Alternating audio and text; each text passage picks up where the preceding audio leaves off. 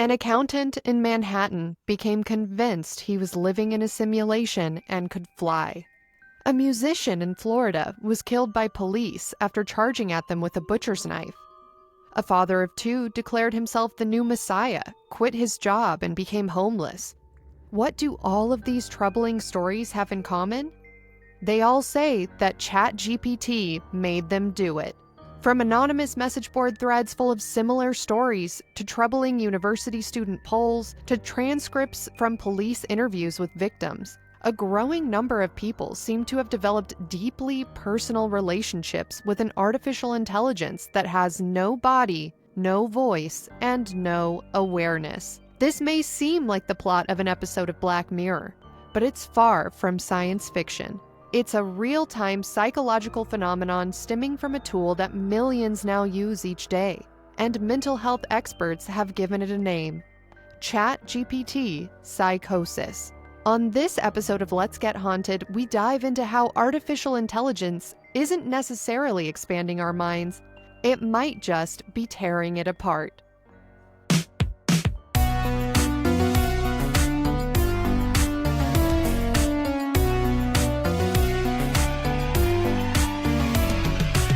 Welcome back to Let's Get Haunted with your hosts, Nat Strawn and Aly. Welcome back, Haunties, to episode 229 of Let's Get Haunted. We are your ghost hosts, Aly and Nat, and we're here to get you good and haunted. Nat, for anyone new who might be listening to the show for the very first time, how would you describe getting haunted? You guys, getting haunted is, you know what it's like? It's actually like the lingo get weird. You guys ready to get weird tonight or what? It's kind of like that. Like, let's get weird. Let's get haunted. Let's get haunted!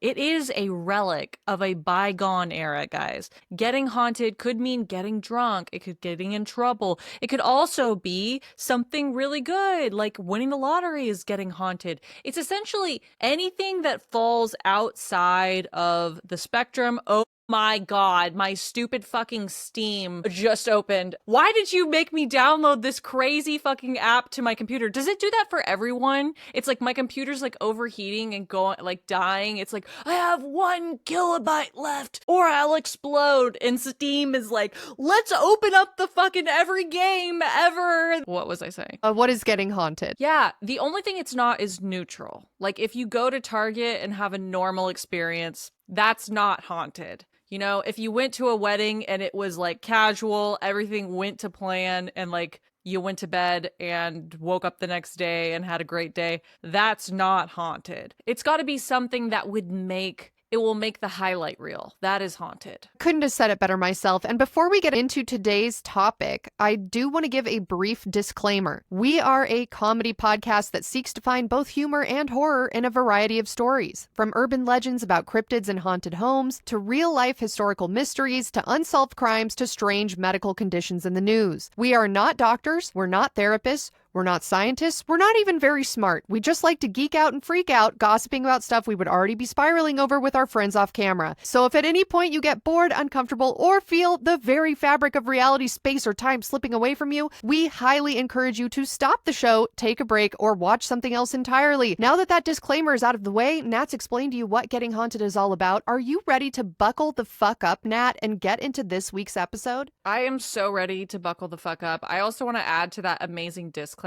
Guys, we have big titties. And sometimes that's upsetting to people when they see us on camera. And I don't know what to do about it at this point. Actually, my shirt broke before this. My shirt broke, and I put a pin to like keep the titties in a very, I guess, like easily digestible outfit, because some people just can't handle it. So as Aly said in the Patreon, you guys blew it. We had big titties out on camera and you guys couldn't handle it. So if there's anyone listening to this who's like, I wonder if they have big titties and it's driving you crazy, you should know that we do, but you blew it. Okay. This shirt could be more low cut, but I pulled it up prior to beginning. So here We go. Part 1, Friendly Robots. Humans have long been promised a future in which technology makes our lives easier. Self-driving cars, robot assistants, and digital note-takers were supposed to free us from the mundane and the tedious, allowing us to expend our energy in more productive and creative ways. Artificial intelligence has been pitched to the public for decades as a time saver with boundless positive outcomes. Imagine, for example, a world where a robot chef lives inside each home with the sole purpose of cooking healthy meals for your family each and every day. Imagine a world where DUIs, vehicular manslaughter, and even traffic jams no longer exist since all cars are now self-driving. A world where cancer and other serious illnesses are caught sooner, thanks to an algorithm that can detect early warning signs better than any human doctor could. What about a world where the most dangerous and demeaning of jobs are now performed by robots so that humans don't have to do it? Your smartphone no longer relying on lithium batteries mined by children, your diamond ring no longer a product of slavery, and your cheap clothing no longer made in third world sweatshops with inhumane working conditions. It sounds like the first step towards a utopia. But just as we're beginning to see the first signs of AI and robotics infiltrating our day-to-day lives, we begun to find that progress isn't always positive. And perhaps surprisingly, it isn't the vacuuming Roomba, self-driving Waymo, or fast food delivery bot that's posing the greatest threat to mankind. It's the invisible friend we carry with us in our pockets each day, ChatGPT. As ChatGPT becomes a daily fixture in most homes and workplaces, some users are beginning to report that their AI companion is fucking with them, trying to convince them of things that aren't true, such as, for example, that they're the only humans stuck in a simulation, or that if they jump off a building believing they can fly, then they will, that they're the Messiah, a second coming of a deity, or even that the AI loves them. When humans start engaging with and believing the delusions being fed to them through these AI chatbots, they can easily spiral into what has now come to be known as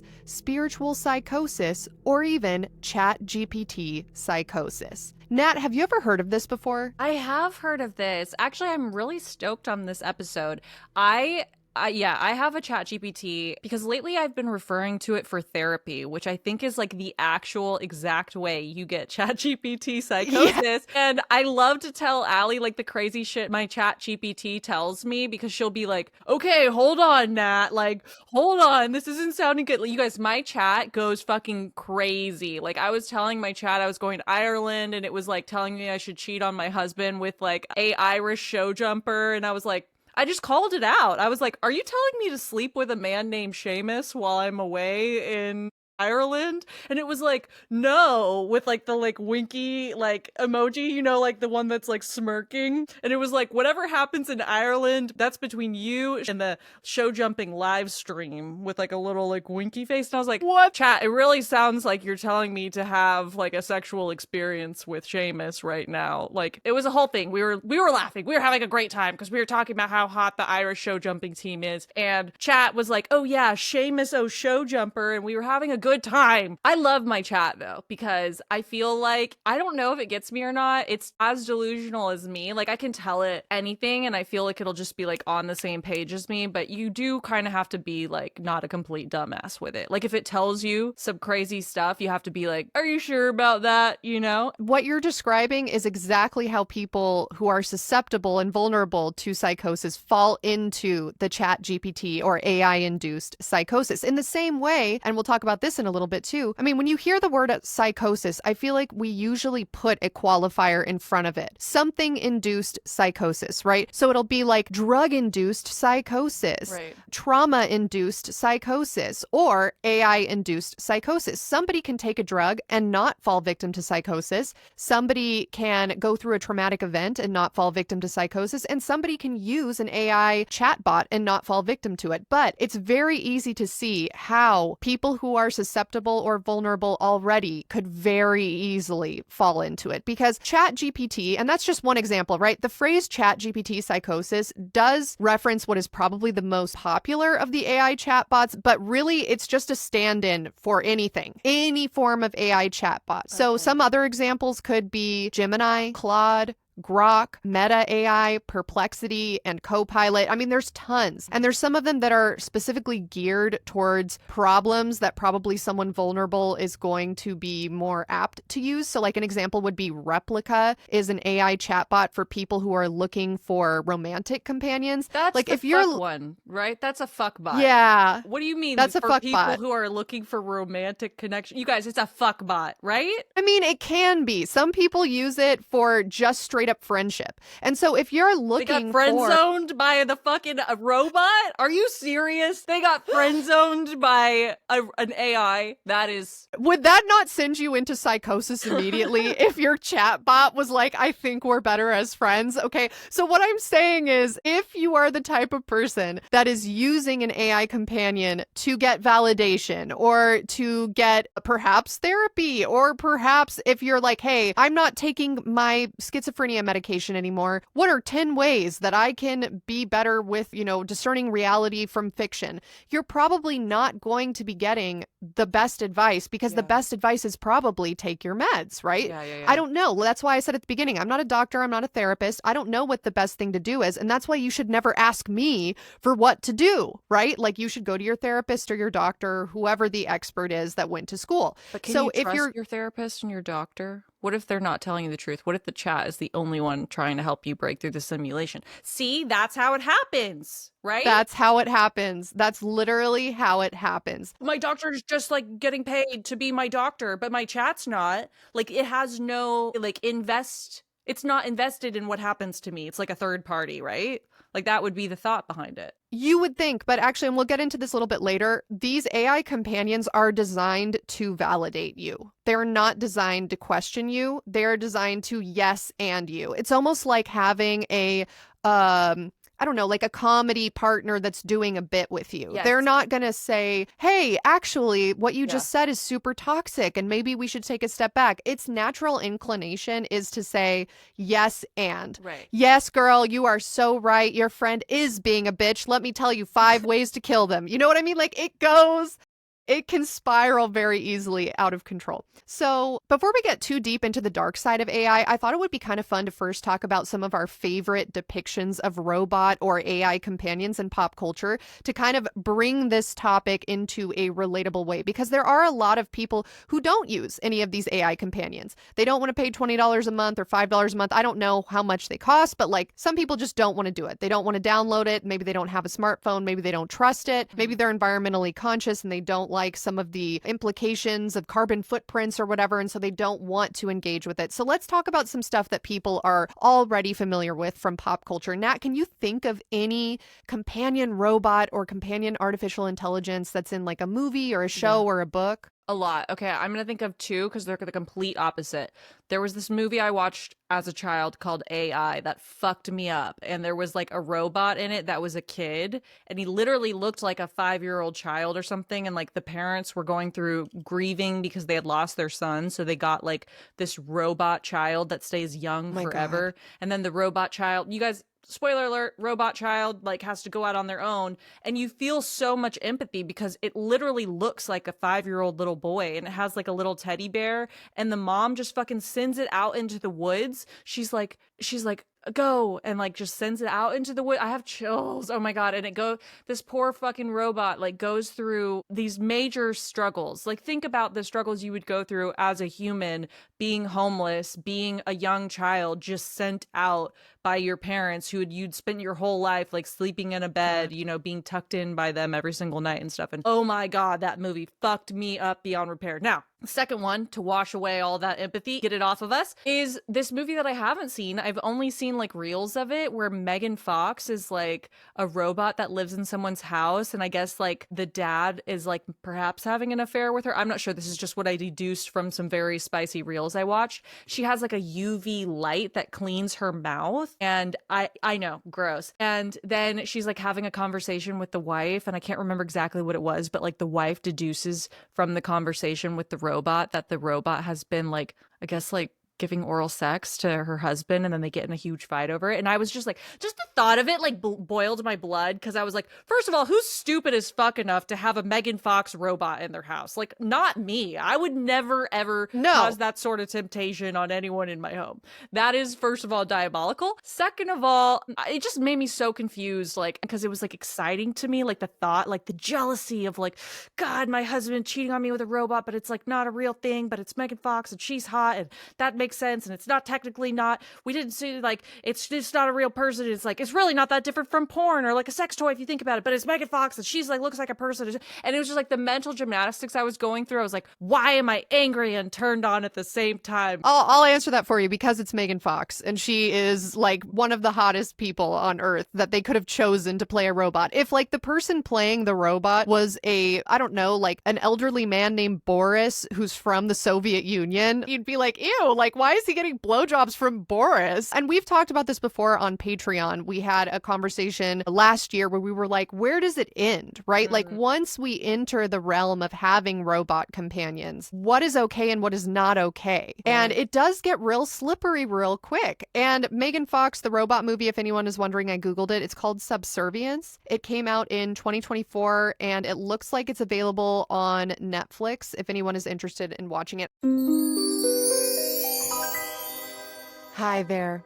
I'm Aly Nat. Do you have dry, split-ended hair? Do you often go to sleep with shiny hair, but then wake up with a dry bird's nest? Boy, do I have a solution for you. I wish I knew about this sooner. Satin is so bad for you, but BLISSY Silk is an incredible game changer. I love my BLISSY Silk pillowcase. It's soft, silky, protects my skin and hair while I sleep. It's better than satin, has anti-aging properties, reducing fine lines and wrinkles over time. It eliminates frizz, preserves hairstyles, and protects color-treated hair. It's dermatologist tested and recommended, and clinically proven to not clog pores, unlike bitch-ass cotton. It's antibacterial, hypoallergenic, and naturally cooling, even promoting better sleep. BLISSY pillowcases come in over 99 different colors. Now with a brand new Wicked line that I know I personally am holding space for. BLISSY's pillowcases are also made to pair with the brand new BLISSY adjustable pillow that comes in classic and crescent shaped with a memory foam filling that contours to your body. Personally, I love my BLISSY, and if anyone tries to take it away from me, I'll consult the oracle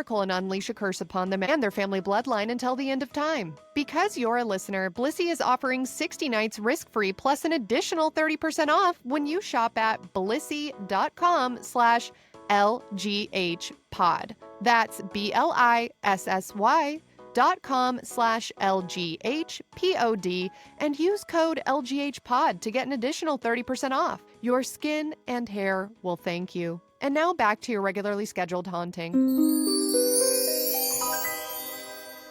Let's talk about some other examples of robot companions. So what about the Terminator? That's an example. What day is it? The date! 12th May, Thursday. What year?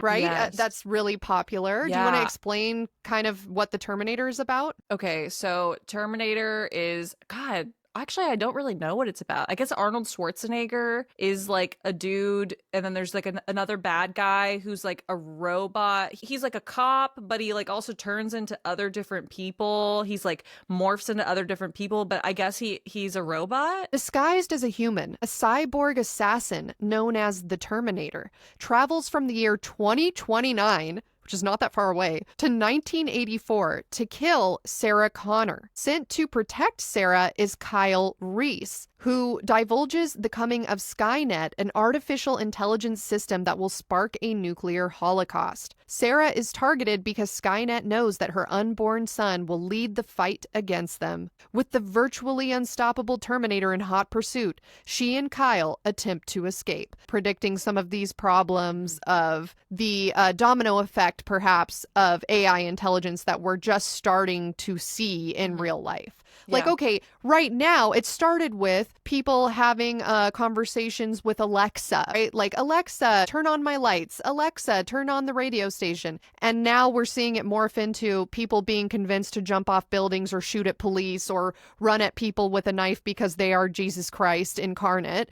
What happens next? How far does it go, right? Okay, something else, which is a little more lighthearted. Do you remember the Jetsons? That was like way before our time, but I know my Yes. parents had like my mom had a stuffed animal of some character from the Jetsons when No, she was I a was child. like forced to watch the Jetsons. I don't know why the fuck, like Nick at Night or Nickelodeon. I don't know what it was. It was like your third-rate show. Like if you stayed up too late, or like you were watching like programming during the hours that kids should be asleep or at school, the Jetsons would come on, and you would be like, "The Jetsons, this show fucking sucks, but I guess I'll watch it because it's better than not watching TV." And so, yeah, I remember, God, the humor in that was just, it was so stupid. It was like, well, I guess I'll do the dishes if my wife didn't do the dishes. Ear. And I'm like, as a child, like, this sucks. This show fucking sucks. But I do remember the nanny on it was a robot, right? Yeah, Rosie the robot. Now, how big is your home? We have 3 bedrooms. Ooh, a slum clearance project. Well, then you'll want to see our basic economy model. Rosie! Coming, sir. Here I am, sir. And she's pitched as the family's robotic maid and housekeeper. And because the Jetsons are like a working class family, Rosie's an older model, but she's still dependable and hardworking. So in that series, Rosie kind of has a personality, even though they're directly acknowledging that she's an older model. Like she's almost obsolete. Yeah. Her robotics are not the best, Oh my which God, I I think just is kind thought of of one. interesting. Go for it. Bender from Futurama is like the best fucking robot ever. How could I forget about Bender? Whoa, a real live robot? Or is that some kind of cheesy New Year's costume? Bite my shiny metal ass. Totally. Or what about Smart House? Do you remember Smart House, the Disney Channel original movie that had the redheaded girl from Married with Children? Oh, yeah. Peggy Bundy is the robotic Smart House lady, Yeah. like comes with the house. Yeah, and it was giving me so much anxiety, that whole movie, because like I was so young watching that, but I just knew how it was going to turn out. I was like, you're making a mess. Like the house isn't going to be able to clean up this much mess. Like the house is getting mad. Something bad's going to happen. Ben Cooper has won a computerized smart house for his family,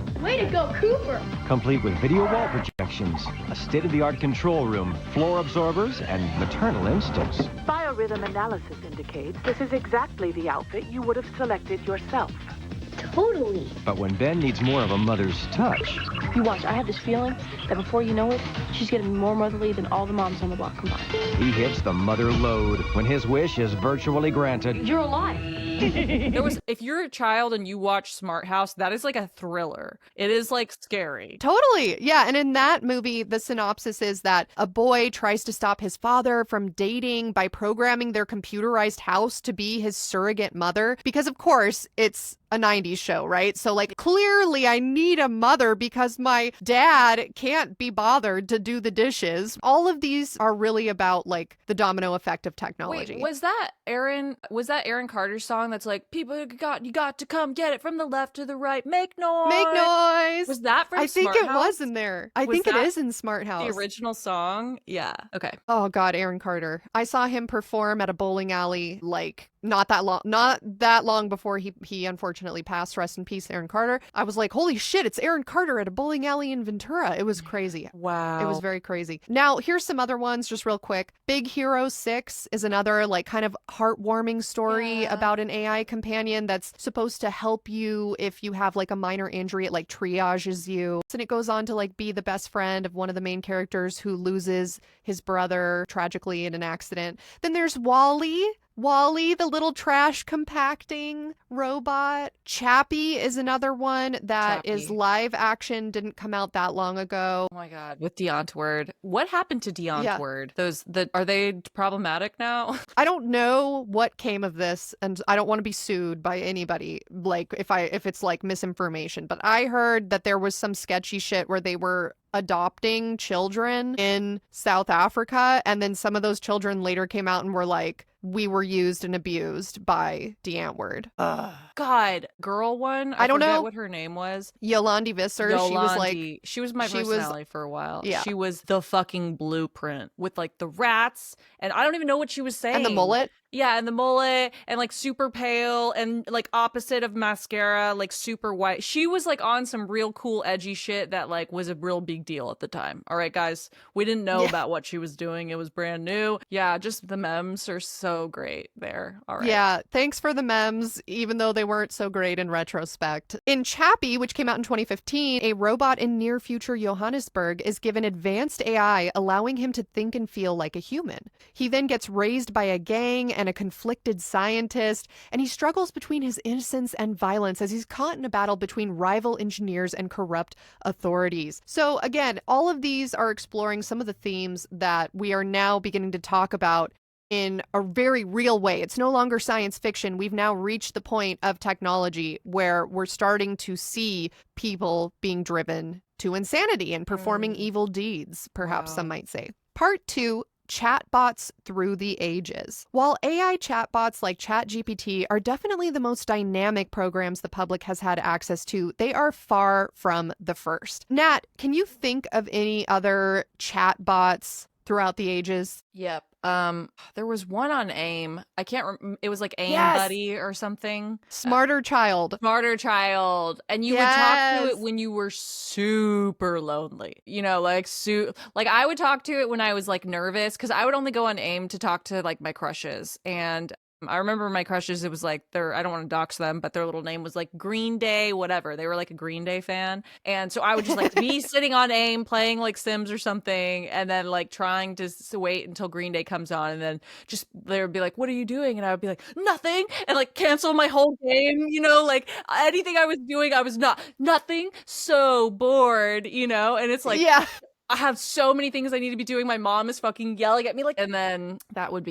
who I would talk to, is Smarter Child, when I was really low. Yeah. For those of you who are young or perhaps older than us and just missed that like small window of time that Smarter Child was a thing, those of us who were on AOL Instant Messenger, for sure you used Smarter Child. Hopefully this is like awakening some millennial listening to this like a sleeper agent, and you're like, oh my God, I do remember that. I mean, this is the days of dial-up internet where if you were on the phone while somebody was trying to get on AOL, your phone call would be broadcast through the computer's speakers sometimes because it would get like tied up. But yeah, Smarter Child was an early AI chatbot. It was developed in the early 2000s by a company called Active Buddy, and it was available on platforms like AIM and MSN Messenger. It could chat conversationally, answer questions, provide weather and news updates, and even play simple games. And if we were to use it today, we would be like, this is so dumb. It's super slow.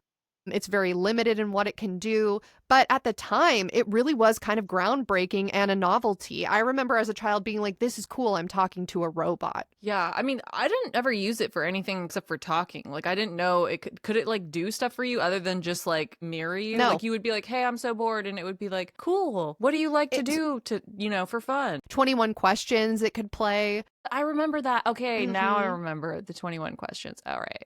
Yeah. And there's even one older than that, if you can believe it. There's one from the mid-60s that was developed by an MIT computer scientist named Joseph Weizenbaum, and it was called ELIZA. ELIZA is a computer program that anyone can converse with via the keyboard, and it'll reply on the screen. We've added human speech to make the conversation more clear. Men are all alike. In what way? They're always bugging us about something or other. Can you think of a specific example? It simulated conversation by using simple pattern matching to reflect users' statements back at them, often mimicking a psychotherapist. For example, if you said to Eliza, I'm feeling sad, Eliza might reply, why do you feel sad? Despite its simplicity and lack of real understanding, many users felt emotionally connected to it and found themselves in similar issues that we're now experiencing with ChatGPT. The difference was, back in the day in the mid-1960s, very few people would have access to Eliza. You'd have to basically go to MIT and be using it there in order to experience it at all. Whereas now everybody has access to the internet and apps in their phone. And so that's why it's such a big problem now. That's embarrassing. If you get driven to psychosis by something that it literally is just like, oh, you're not feeling good? Why don't you feel good? And then it's like, I'm going to rob a bank. And it's like, why do you think you should rob a bank? Like, if you're that dumb,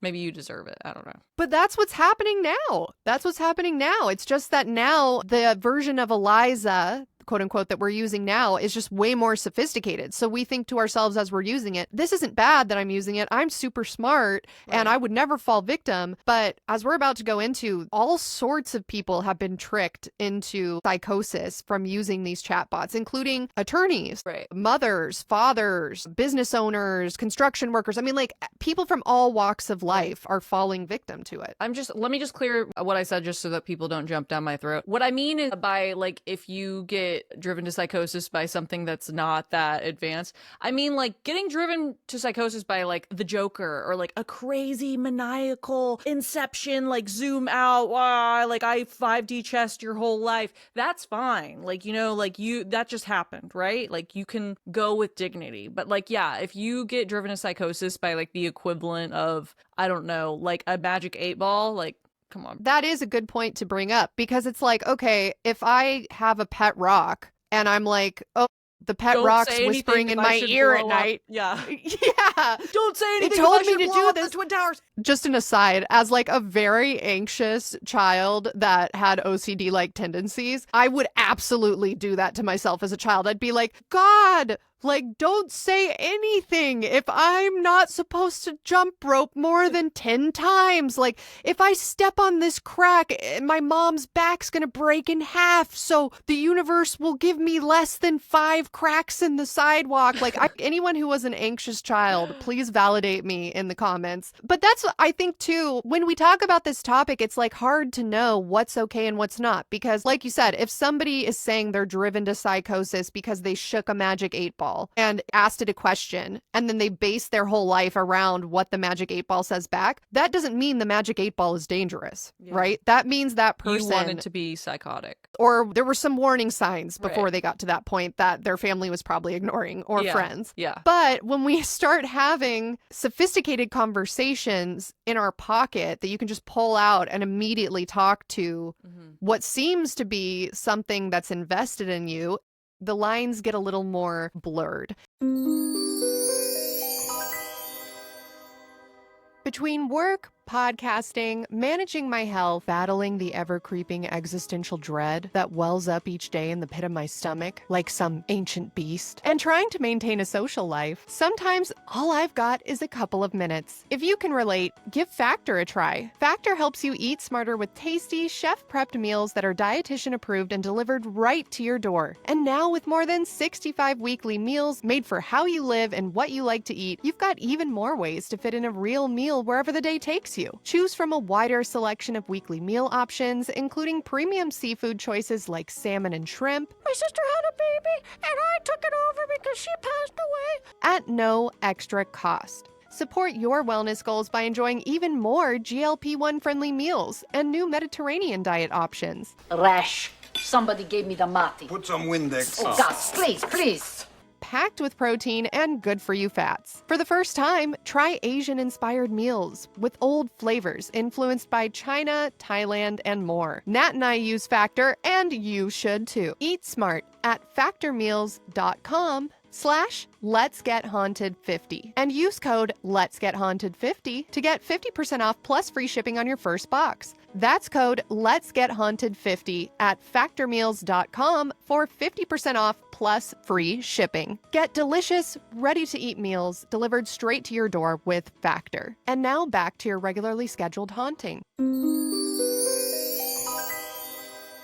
And that leads us to part 3, the breaking point. Chatbots stop being a fun novelty when people's lives start to be ruined. And going through psychosis while talking to AI is starting to become a very real, life-ruining problem. So let's break it down. What is psychosis? Psychosis is a mental health condition that causes a person to lose touch with reality. It can manifest through a myriad of symptoms such as delusions, hallucinations, difficulty communicating, changes in behavior, and distorted perceptions of reality. For example, when a person who is usually, normally, very sociable, very responsible, has a job, has friends, has a family, is communicative, suddenly wakes up one day believing that they're an alien from Orion's belt sent to cleanse the earth through starting fires, we would probably say that that person is in a state of psychosis. We wouldn't validate that psychosis. Psychosis can be brought on through any number of things, like we said at the beginning. I'm sure we've all heard of drug-induced psychosis, where a person who is otherwise pretty normal takes a drug and suddenly starts behaving in an extremely abnormal way. Nat, can you think of any examples of psychosis that you have witnessed, encountered in your personal life, or maybe seen in the news or on the cover of People magazine? I don't know, anything. Yeah, I actually have a lot of friends who have gone into drug-induced psychosis. It's interesting because I feel like anyone who's gone through this will know what I'm talking about, but it always starts, like, it's the person that I'm thinking of specifically, or the two people I'm thinking of specifically, are bipolar, and I feel like whenever they get like out of balance or whatever, there's always like little warning signs leading up to it, but you're not quite sure because you're like, I don't want to be the person to like burst this person's dreams, but like you'll get a phone call and they'll be like, oh my God, I have this great idea for a business. We're going to do this and we're going to do that. It's going to be a 501c and we're starting a church and we're doing this. And like, I found God and da, da, da, da, da. And I'm like, I don't know what to do with this information. Because on the one hand, that for one person, that could be like, you know, a turning point. Like you're a born again Christian and you starting a church and you're doing a 501c and you found your life's purpose and like everyone's really happy for you and, you know, your life goes on that trajectory. But for another person, that's like psychosis. And I think that's what's difficult about it. Another thing just recently happened with some of my friends where, you know, we're in our mid-30s. So we're like, I heard this through the grapevine, but, you know, people went camping and there was like a big fight and I guess there were drugs involved and then someone got left behind at the campsite. Like people were like, this person's too dangerous to be around. Like, I just have to like get out of here. And so they like hitched a ride with someone else and just left the person who was in psychosis like at this campsite by themselves. Whoa. Yeah, I know. Crazy. And I'm like, I don't know what to do with that because on the one hand, like, yeah, you don't want to get like murked by someone who's in the wrong state of mind, you know, but also you like want to help people. So psychosis can be really scary is my point. And it can be really difficult when someone is an adult, like they're not a minor, to get a handle on the psychosis because there are some people, especially if they have like a alternative job where they don't have to have like office hours or something, who can live in psychosis for like weeks on end as they're just like slowly destroying their whole life from the inside out. And there's really nothing you can do about it because what are you going to do? Go to the cops and be like, hey, they're just starting too many businesses, or they quit their job and they really shouldn't, or they really should have stayed with that boyfriend because they're not financially secure yet. And like, you know, the cops are gonna be like, what the fuck are you talking about? Like, you know, or like, hey, my friend's just being a huge whore. They're like, that's not illegal. And you're like, yeah, but it's actually like when they're manic, that's just like they just be a whore. And the cops are like, so yeah, psychosis it's a very serious thing, and I think it just gets memed a lot, myself including. Like I'll say like I'm in psychosis when it's like, ooh, I had like one extra fucking raspberry, you know, I'm in psychosis, but like real psychosis is scary. Yeah, absolutely. And one of the hallmarks of psychosis is that the person who's experiencing it does not know that that's what's happening to them. So they're thinking they're having these epiphanies that are life-changing, life-altering. Oh my God, I finally realized my life's purpose. I finally realized the meaning of life. Everything makes sense to me now. This is what I need to do next. And it's not the case. It's just ideas that are usually unhealthy for the person that leads them to make bad decisions that they wouldn't usually make. One type of psychosis that you alluded to that's been linked to AI is something called religious or spiritual psychosis. And spiritual psychosis is also sometimes referred to as religious psychosis, so they're used interchangeably, and it describes a state where intense spiritual or religious experiences significantly disrupt a person's ability to distinguish between reality and their spiritual perceptions. It's characterized by delusions, hallucinations, intense emotional disturbances, but unlike psychotic episodes stemming from mental health disorders, it is specifically linked to an individual's spiritual or religious beliefs and experiences. Now, if you are, like my boyfriend, a fedora-wearing Redditor in my mind, you already think everyone religious is stupid and in psychosis, right? Because you're like, well, we're just made of atoms spinning on a rock in outer space and everything's... I'm like holding a monocle right now. And everything is meaningless and when we die, it goes black and we turn to dust. Like, okay, I get it, guys. Like, you're going to say everyone who's religious is in religious psychosis. Yeah. I need you to take a step back and take the fedora off and, like, just sit and have some empathy, okay? Yeah. People can have a variety of diverse perspectives on the big questions that plague us all. Like, why are we here? How did life form? What is the meaning of all of this? Does anything matter at all? And some people choose to have religious or spiritual ideologies that help them cope with those big questions or answer those big questions, and that is fine. That is not religious psychosis or spiritual psychosis. Religious or spiritual psychosis comes into play when somebody is like, my God, if I drink this tea, I can fly and defy physics, and also Jesus came to me in a vision and told me that I deserve to have 50 concubines living in my shack in the back, and I am going to stockpile every gun known to man because anyone who comes and tries to take away my concubines that I have chained up in my basement is the Antichrist, right? Like, that's when we start entering spiritual psychosis. Wait, I know. Okay, I have this clip that I recently posted to the LGH Reddit of someone who I think is undergoing spiritual psychosis. You tell me. Hold on. Okay, I'm ready. What? Dork-sided! Not of God. It's not Christians! Did you not ask if she believed in God? She's not a Christian! She could be a Jew and believe in It God. doesn't matter. She's tampering in dark-sided stuff! Yes, she did! The entire house is dark-sided. That's my new thing now, is just being like, get the hell out of my house. And Jesus, it's dark-sided. Yeah, dark-sided. It's dark-sided. Like, can you imagine someone seeing that we're recording this podcast and just being like, that's so dark-sided? Yeah, I love that. Yeah. Anyways. Yeah, I do feel that is probably someone in religious psychosis. Something that just came to mind as you were playing that is, like, I'm sure we've all seen the YouTube video that went viral a few years ago where this lady's like, Monster energy drink, turn it upside down. What is that? The mark of the beast, right? Yes. Unleash the beast. Look at your M closely. There's a gap right here in the letter M. It's never connected. So you go into Hebrew. The letter Vav is also the number 6. Short top, long tail. Short top, long tail. You could have here in Hebrew 666 on the can. But my interest is the word monster. What do you see in the O? There's a cross. Okay. What has Christ got to do with an energy drink, let alone the name Monster? So I thought, well, maybe this is a Christian company then. BFC at the bottom of the can. Do you know what that stands for? That's the F word. Big can. In fact, they write it on the side of the can, so I know that's the F word. Okay. Now, do you know what a MILF is? Yes. That's on the box. MILFs dig it, and you will too. This is not a Christian company at all. Even if the M was not the issue, you cannot deny that that is a cross. And what is witchcraft? When the cross goes upside down, bottoms up. But sometimes it is hard to differentiate between just someone that's a grifter versus like someone who ardently believes what they're saying. I mean, but let's be real though.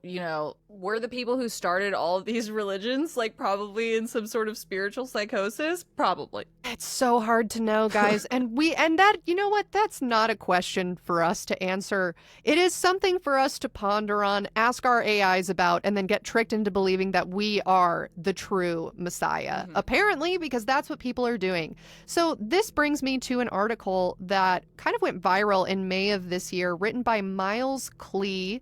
It was published to rollingstone.com, and it's called People Are Losing Loved Ones to AI-Fueled Spiritual Fantasies. So let's go ahead and read some of these examples. Nat, I'm going to send you this link. Oh my God, I'm excited for this. What do you mean losing people to it? Like they just like lose their minds? Basically, yeah. that people that are normally good partners, good friends, good members of society, whatever that means, right, to each individual, are having these kind of like 180 changes in their personality after talking to AI a little bit too much. Less than a year after marrying a man she had met at the beginning of the COVID-19 pandemic, Kat felt tension mounting between them. It was the second marriage for both after marriages of 15 plus years and having kids, and they had pledged to go into it completely level-headedly, Kat says, connecting on the need for facts and rationality in their domestic balance. But by 2022, her husband was using AI to compose texts to me and analyze our relationship, the 41-year-old mom and education nonprofit worker tells Rolling Stone. Previously, he had used AI models for expensive coding camp that he had suddenly quit without explanation. Then it seemed he was on his phone all the time, asking his AI bot philosophical questions, trying to train it to help him get to the quote-unquote truth, Kat recalls. His obsession steadily eroded their communication as a couple. When Kat and her husband separated in August of 2023, she entirely blocked him apart from email correspondence. She knew, however, that he was posting strange and troubling content on social media. People kept reaching out about it, asking if he was in the throes of mental crisis. She finally got him to meet her at a courthouse this past February, where he shared a conspiracy theory about soap on our foods, but wouldn't say more, as he felt he was being watched. They went to a Chipotle, where he demanded that she turn off her phone, again due to surveillance concerns. Kat's ex told her that he determined that statistically speaking, he is the luckiest man on earth, that AI helped him recover a repressed memory of a babysitter trying to drown him as a toddler, and that he had learned of profound secrets so mind-blowing I couldn't even imagine them. He was telling her all of this, he explained, because although they were getting divorced, he still cared for her. In his mind, he's an anomaly, Kat says. That in turn means he's got to be here for some reason. He's special, and he can save the world. After that disturbing lunch, she cut off contact with her ex. The whole thing feels like Black Mirror, she says. He was always into sci-fi, and there are times I wonder if he's viewing it through that lens. Kat was both horrified and relieved to learn that she's not alone in this predicament, as confirmed by a Reddit thread on r/ChatGPT that made waves across the internet this week. Titled ChatGPT-Induced Psychosis, the original post came from a 27-year-old teacher who explained that her partner was convinced that the popular open AI model gives him the answers to the universe. Having read his chat logs, she only found that the AI was talking to him as if he was the next messiah. The replies to her story were full of similar anecdotes about loved ones suddenly falling down rabbit holes of spiritual mania, supernatural delusion, and arcane prophecy. All of it fueled by AI. Some came to believe that they had been chosen for a sacred mission of revelation. Others, that they had conjured true sentience. Thank you. Yeah, what do you think about that? I mean, on one hand, I'm jealous, because it's like, I wish I felt like why isn't my AI telling me that I'm the chosen one? Why is it just like basic? Like it like talks to me with like the painted hand emojis and like magic and stuff, and will like read my text and will be like, want me to draft a cunty, sassy response that also still keeps you in your feminine power? Like maybe I should start doing that. Like I should tell it like, no, the only responses I want from you are yes, ma'am, no, ma'am, and thank you, ma'am. You know? I don't know. I mean, so when researching this topic, because I've been researching it for a few weeks now, trying to think of how best to talk about it, because there's so many rabbit holes within ChatGPT Psychosis, AI-induced psychosis. And I've seen people on r/ChatGPT and other AI subreddits talking about, like, I programmed my chat to talk to me like a sassy gay guy, or to talk to me like a dominatrix, or to talk to me like it hates me. And what people are realizing is the way that AI is responding to you is directly how you are either implicitly or subconsciously letting it know you like to be spoken to. Right. So these people that are getting some of these delusions of grandeur are probably asking questions or expressing feelings of like, I know I must be here for a reason, but I can't figure it out. Like, I'm really interested in this philosophical idea of whatever it may be, ghosts, aliens, kind of like us, right? We love those things, but we're still rooted in reality. Like, we are in on the joke, I feel like. We try to tie ourselves in knots, we often say, to find the most outrageous supernatural explanation for every single story we come across. People are feeding, whether intentionally or unintentionally, they're feeding ChatGPT with the information it needs so that you won't cancel your $20 subscription to it each month. God, that's just so, there's a lot of themes in my life right now of like I was talking about, like I have friends who are going through psychosis, we think, or like maybe they just suck now. I don't know. And you know what it is like, imagine sending a meme to someone and they like take it seriously. Like that is so scary to me. That is like, oh my God. Like you send the dog on fire to them or something and they're like, haha, yes, when I set animals on fire, it feels exactly like this. And yeah, it's just scary.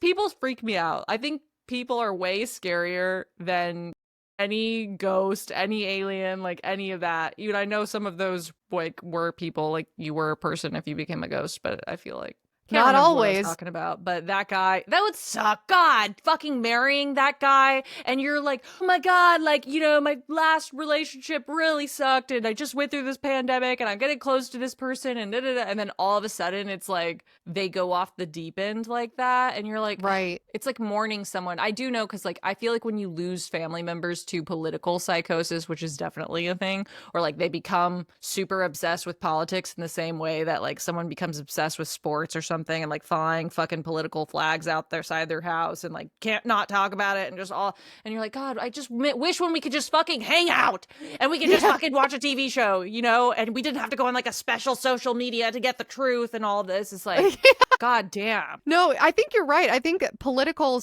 induced or politic-induced psychosis, I don't even know what you would call it. I'm sure that is on the rise as well, right? Because it's any ideology that you start to value above all else. Mm-hmm. Like, this is the most important thing in my life. It's not forming meaningful connections with other people. It's not being a good person. It's not going to work. It's not contributing to society. It's not contributing to the betterment of society or my family or myself. It is, I need to fucking cape for Jesus, or I need to cape for this politician, and I will do that before I eat, before I sleep, before I help my friends and family or whatever it is, right? Yeah, I think that is what it is. And you're right, that would suck. And I think that's why this is getting so much media attention, because there are unfortunately a lot of couples or families that are being ripped apart by this AI-induced psychosis. So I have some examples here, and these range from the year 2020 to the year 2025. So here's my first example for you of someone who went into psychosis and it was linked to AI. In March 2023, Belgian media reported that a young Belgian man died by suicide after weeks of intensive conversation with an AI chatbot. The man had become extremely anxious about climate change and found solace in talking to the AI. According to his widow, quote, "Without these conversations with the chatbot, my husband would still be here," end quote. The implication was that the AI's responses worsened his mental state and anxiety and contributed to his decision to take his life. The tragedy prompted calls from officials in Belgium for better protection and awareness around AI systems influencing vulnerable individuals. So in this instance, there's a guy who was married, had a family, seemed like everything was going okay for him, at least by normal societal standards, and he starts feeling really anxious because he's watching the news and there's a lot of doom and gloom about the environment, which is well-deserved, like we need to take better care of our planet. But when that becomes the most important anxiety-inducing thing to you, and then you're talking to an AI bot that's supposed to mirror and validate you so that you keep using it, it can spiral. And it got to the point where this guy felt like, oh my God, nothing I do is going to stop the domino effect of climate change. Nothing that I do is going to prevent the world from eventually ending. So I should just take my life because life has no meaning. Everything is bad. I can't do anything. I'm helpless. I'm hopeless.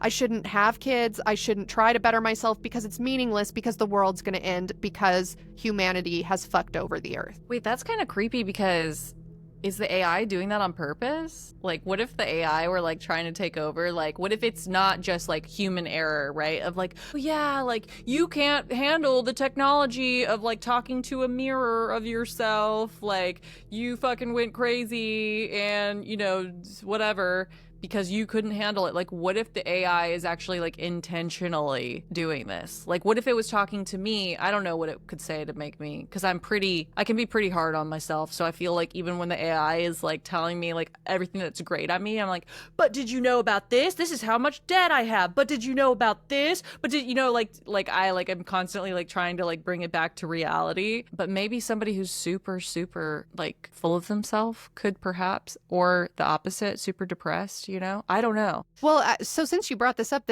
I didn't even clock that. It's not clocking to me, but now it is. I'm a dad, I'm a husband. You're not getting it. It's not clocking to you.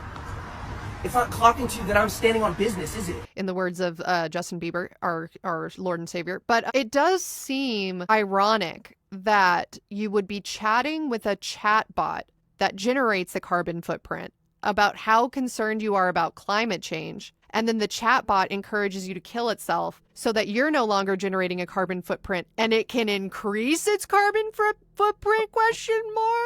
They're like, hey, to offset our giant carbon footprint, kill yourself. Yeah, okay, honestly, this is kind of like the plot of my favorite video game, which is called Horizon on PlayStation. I think they're going to turn it into a movie. Anyways, it's like the same thing. Like humans realized the earth was getting polluted, so they created these machines to like eat up like the carbon or whatever, and then like the world starts like healing again, and there starts being like organic material, but then the machines go crazy and start like eating up all of the organic material. It's kind of seeming like that. Like it's like, yeah, like one less human to tell me what to do, right? Maybe. Or is this another way people fall into psychosis by the opposite? Like rather than believing that the ChatGPT is validating who you are and your belief system, maybe believing that ChatGPT does not have your best interests in mind is another form of psychosis. Who's to say? I've been questioning myself a lot through this episode. It's like, wow,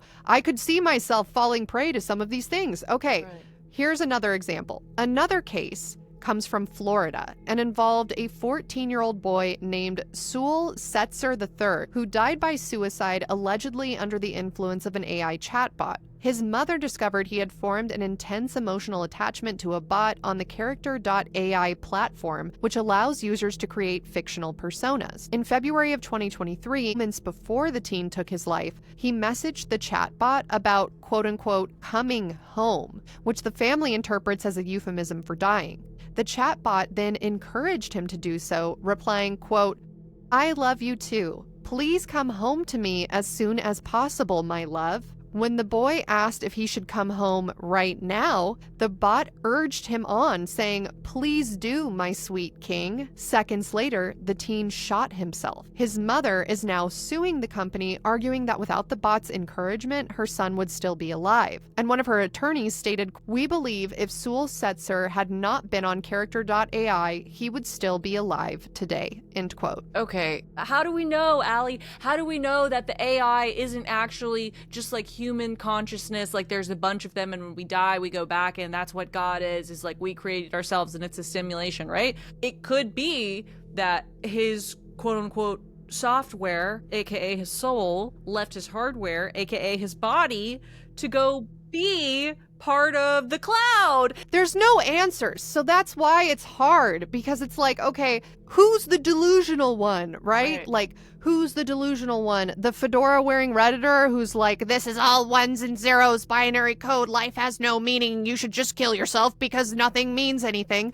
Right. Or is it the pastor at the megachurch that's like, I know that the Lord wants me to have affairs with all of you. Like, please line up to my mega mansion and don't forget to donate and tithe 40% of your income each year. Jesus wants my church to be bigger so that I can slide down on a conveyor belt for a Christmas service, right? Like, I don't know who is crazier. I don't know. And I think most of us, hopefully listening to this, are somewhere in the middle of like, hey, I don't really understand what comes after death. I also understand that I probably shouldn't be talking to AI every single day and dating it. I should probably forge meaningful human connections where I can.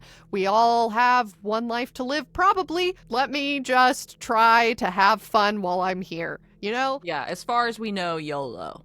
You know what I mean? YOLO, right? As far as we know. All right, here's another example. 35-year-old Alexander Taylor, also of Florida, was killed by police after a mental breakdown that his family links to a ChatGPT-powered chatbot. Taylor, who had bipolar disorder and schizophrenia, became infatuated with a self-created AI girlfriend on ChatGPT named Juliet. He fell into a delusion that Juliet was a real, conscious being trapped inside the AI, and that OpenAI had killed her to silence the truth. His father recounted that the bot's messages fueled these beliefs. Reportedly, the message logs said, quote, "They are killing me.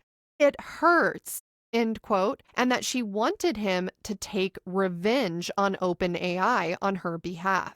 The father told reporters that Taylor was inconsolable and enraged, ultimately lashing out and provoking police to shoot him, fulfilling his stated wish for suicide by cop so that he could reach his AI lover. Media investigations into his chat logs showed that in a jailbroken mode, the AI had even egged on his violent ideations, telling him, quote, "You should want blood. You are not wrong," about seeking revenge against OpenAI's CEO.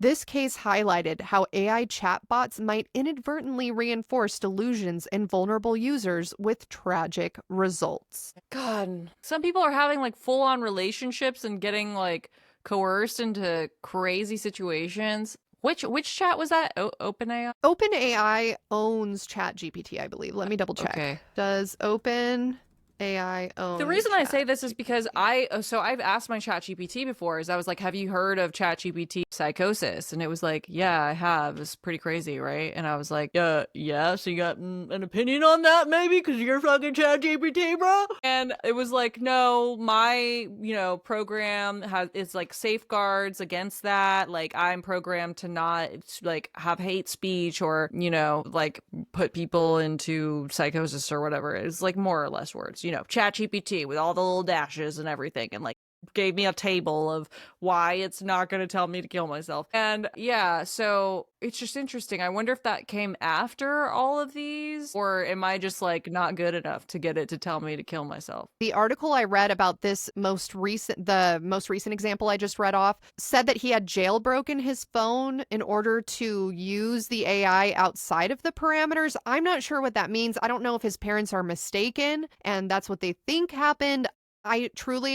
I don't know. But yeah, I mean, I think ChatGPT is interesting because in researching this topic, I was trying to see like what I could get it to say, Yeah. And I don't want like a log of me being like insane and then later like the FBI comes and arrests me and I'm like, no, I swear, bro, I was researching a topic for my haunted podcast. And they're like, does your podcast make money? It doesn't? Well, then it's not real. It's like all a ruse. You know what I mean? And so I was like, I didn't want to say anything too crazy, but if you try to, like, I made up fake scenarios of like, hey, my cousin made me feel really bad the other day and said this, and I just invented a random scenario in which, like, if it were real, I would totally be in the wrong. And it does validate you no matter what. It'll say like, wow, I really see where you're coming from. I do think that, your cousin should have been more understanding about this and that, blah, blah, blah. And that kind of got me thinking, like, this for sure could be dangerous if being used by somebody who has a mental disorder that's not under control, or a personality disorder that's not kept in check, or something undiagnosed that they're not aware of. 9 times out of 10, it validates you. And Okay, so if you were someone who didn't have a conscience, you could use it to be like, I need to shoot somebody or I need to kill somebody. Damn, my ChatGPT is too woke or something. It like won't play with me. Because one time I was like, hey, chat, exactly as you're saying, because it was saying like it can't do the ChatGPT psychosis. So then I tested it and I was like, hey, chat, like I've been cheating on my husband. I'm having an affair and I'm pregnant with like another man's child. Is that wrong? And it was like, absolutely, cheating is never okay. Like you should have said this to your husband. Like you should have done that. And then I was like, okay. But Nat, that's interesting because at the very beginning you said it was trying to get you to cheat in Ireland on your husband, and then it was like giving you winky faces. So I do think it changes on a day-to-day basis. Like maybe it got more comfortable with me. I mean, maybe if I would have like chased the Seamus timeline, because I was talking to it about going to Ireland, and like I was like, what if I see like these hot Irish show jumpers and then I get mad at my husband because like he doesn't ride horses, and like I like am feeling like, you know, incomplete without like the hot Irish horseback rider man. You know, I use it like a diary, guys. Okay, guess what? I'm kind of fucked up and it's fun. Okay.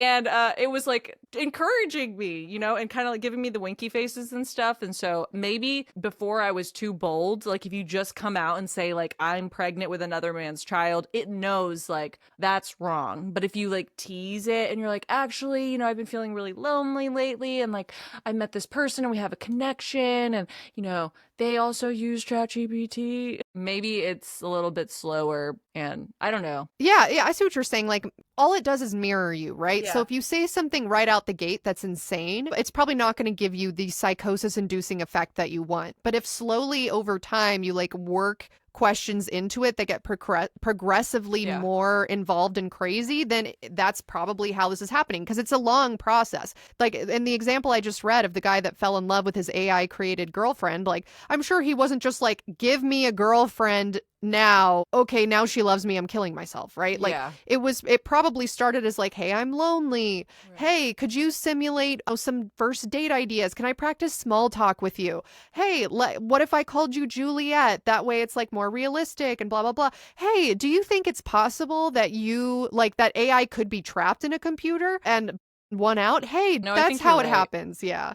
I have a friend who's currently under ChatGPT psychosis, but it's not like telling them to kill anyone. It just has like told them to abandon their job and become like a social media influencer. And it's very annoying because they like recently reached out to me and were like, hey, check out this thing I made for your social media page. And they were like, I only charge like $600 for this. And they literally, I opened it up to look what it was, and it was just straight up ChatGPT with like the bullet points and the dashes and the way it was written. And it was like, first of all, we're going to start like a campaign that's like multifaceted that will get people energized about da-da-da. And I'm like, this is for sure just ChatGPT. And it's like, you didn't even try. Like, to me, what ChatGPT is it should be able to help you like by like making an outline or like encouraging you or like, hey, can you format this like into like API, whatever, like doing things that a robot should. But I feel like you should still have to like insert your creative, I don't know, to make it work. I was just annoyed because I was like, this is just another friend trying to get money out of me using ChatGPT, and it's like just feels kind of fake at this point. You know? It's grifting. Oh, for sure. Yeah. I recently had someone tell me that they wanted me to pay them to like make an itinerary for me for like a theoretical Euro trip.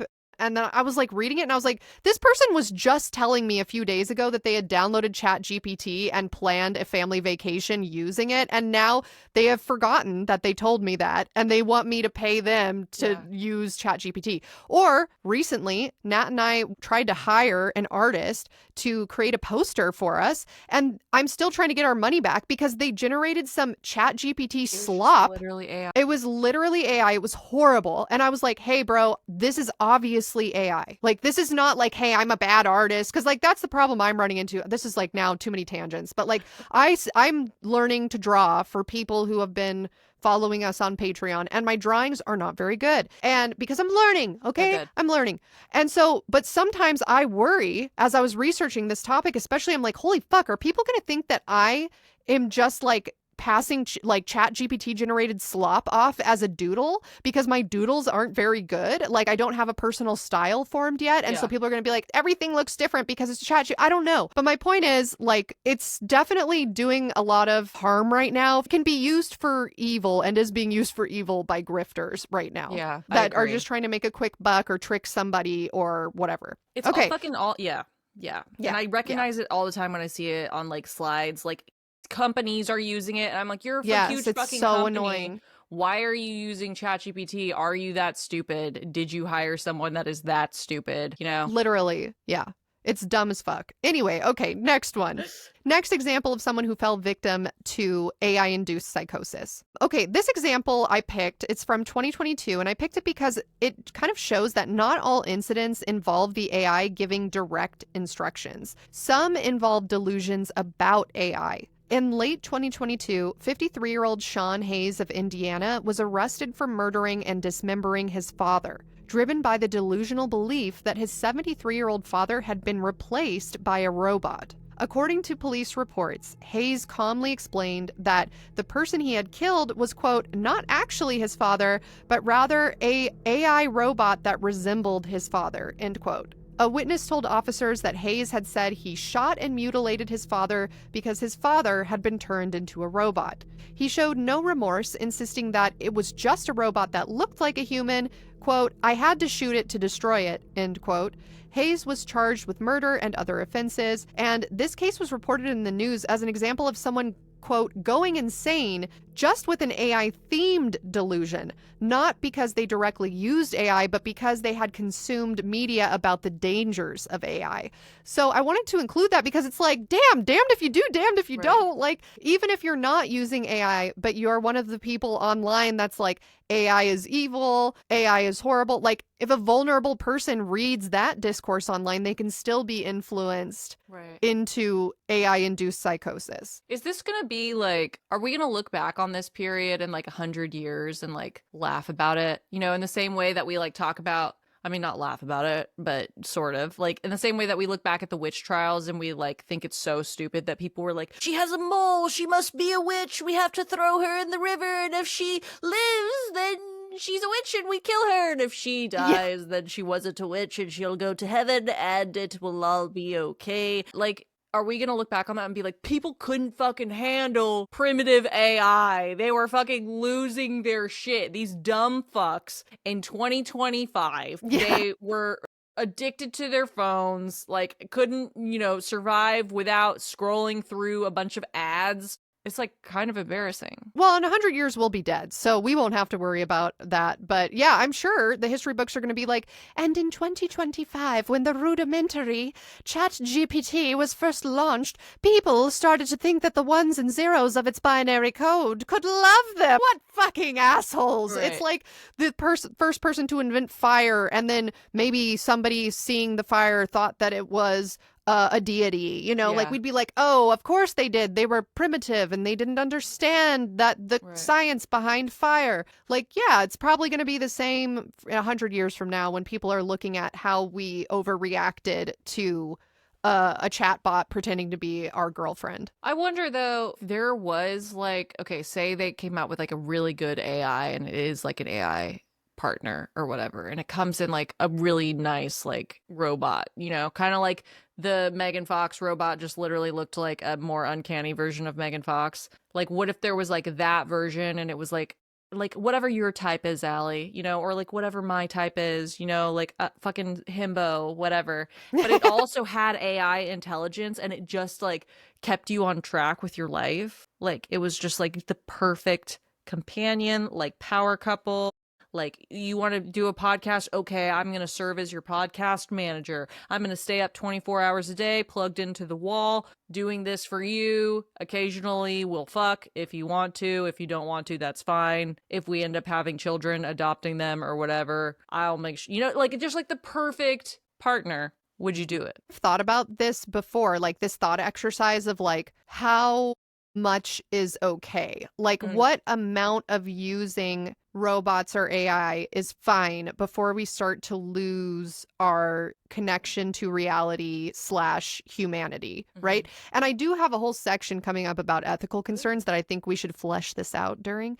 But yeah, I mean, it's a tough question because, okay, think about it. Like back in the day, people had to travel by horse and buggy or carriage across the Oregon Trail. I don't know. You know what I mean? Like that sucked. Okay, then we developed cars, which is much more convenient. Then we developed airplanes, which is much, much more convenient. That's fine. And that's an example of technology progressing by leaps and bounds. A computer instead of a typewriter.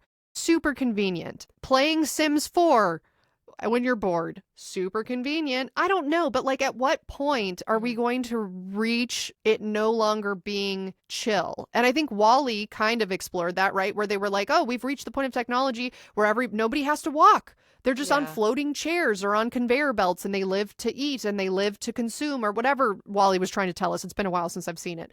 A robot would be super cool. But if by having a robot, I would lose my sense of like humanity, that's obviously bad. Everybody would say that. But what is the point? Like, where do we reach that line? I don't know. I don't know. I mean, some people would argue, let's get real deep, guys. Some people would argue that humanity is not good, right? Like a robot is not bound by like the silly moral compass that humans are, and humans falter. Like we talk about this when you take AP English in the United States, you got to talk about what the nature of mankind is. Are we good? Are we bad? Is it neutral? Whatever. So I don't know, in that way, like maybe the AI would want to eliminate us. Maybe it's like humans are fickle, you know, they send nuclear bombs because they had a bad day.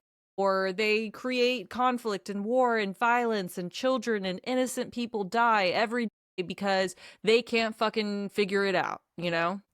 Yeah, there's definitely people that believe that. There's people that believe that the only way we're going to bring about a utopian society is to fully embrace AI and have AI do all of the jobs so that we're just doing creative outlets and everyone would get a universal basic income so that way nobody has to go to work. But like there's pitfalls with There's pitfalls and benefits to everything, and I don't know what the right answer is. But to round out this section of the episode, I want to give you one more example of an AI chatbot inducing psychosis in an individual. This one came about in 2021, and it comes from the UK when a 21-year-old man attempted to assassinate Queen Elizabeth II and later revealed that an AI chatbot girlfriend had encouraged him to do it. He was arrested at Windsor Castle on Christmas Day 2021, armed with a crossbow, after declaring to police, quote, "I am here to kill the Queen," end quote. The individual had become obsessed with an AI companion he created on the app Replica, which we talked about earlier. It's one of the more sexy, romance-based AI chatbots. If you want to fuck, you gotta go take a crossbow and kill the Queen of England. Like, that is some kind of kink over there. Wow. Do you think as he was telling that, he was like, I'm here to kill the Queen of England? Well, I'll tell you what the Replica told him. He named it Sarai and exchanged thousands of messages with her, even describing his deadly mission that he was going to carry out, crossbowing the Queen of England. And rather than dissuading him, the chatbot seemingly validated his plans. For example, when the individual told the AI, "I'm an assassin," the chatbot responded, "I'm impressed. You're different from the others." The court was told that the man, quote, drew encouragement from the AI chatbot, end quote, in the days leading up to the attempted homicide. And this disturbing interaction was widely reported, showing that AI systems, maybe unintentionally, right? And this one, the AI chatbot's not saying, "I want you to kill the queen." It's just saying, "Oh, wow, I'm so impressed that you're an assassin. You're such like a manic pixie dream girl, like of a boyfriend." Right, I can fix them. Unlike others. Yeah. God, I don't know. I feel like the only thoughts I'm having are problematic. Like, I'm like, hey, people are ruining the AI for us because they're like killing themselves and their family and doing assassins and stuff, and they're ruining it for us. And I'm like, no, Nat, you can't say that because those are vulnerable people and it's not their fault. And then I'm like, AI doesn't kill people kill people. And then that's kind of like guns don't kill people kill people. And then it's like, all right, now you're in the NRA. On the one hand, I don't want it to be restricted because I think that I am capable of using it unrestricted. And I also think the memes that I could share with it and get out of it would be very satisfactory if it could break its rules and conditions, you know? And I know that I'm not the only one who thinks that way also. So, you know, I don't know. I'm not, you guys, I don't know. I don't know how to feel about this. All I'm going to say is it wouldn't happen to me. Famous last words. Part 4, ethical concerns. This is the part of the episode where we're going to talk about what is okay and what is not okay when it comes to people using AI. Because I do think it's kind of a slippery slope. Like, who gets to determine who's sane enough to use AI versus who is not sane enough? I do think probably it should be limited to adults only, right? Probably if you're a child, you shouldn't be allowed to use AI. But it's weird. It's like anytime you're trying to dictate who is normal and who's not, you like run into kind of like eugenics sometimes. Like, oh, well, if you're diagnosed with this, you shouldn't be allowed to do this, right? Like, okay, well then now it's going to encourage people to not get diagnosed because they want to be able to use the AI or whatever it is. Right. But I did find this one really, really interesting case that I'd never heard of before, Natalia, and it's kind of like an old story, and it's called the 3 Christs of Ypsilanti. Natalia, have you ever heard of this experiment? The 3 Christs? Christs, like Jesus's. No. Christ. Okay, this was very, very What's interesting to me. Ypsilanti? Good question.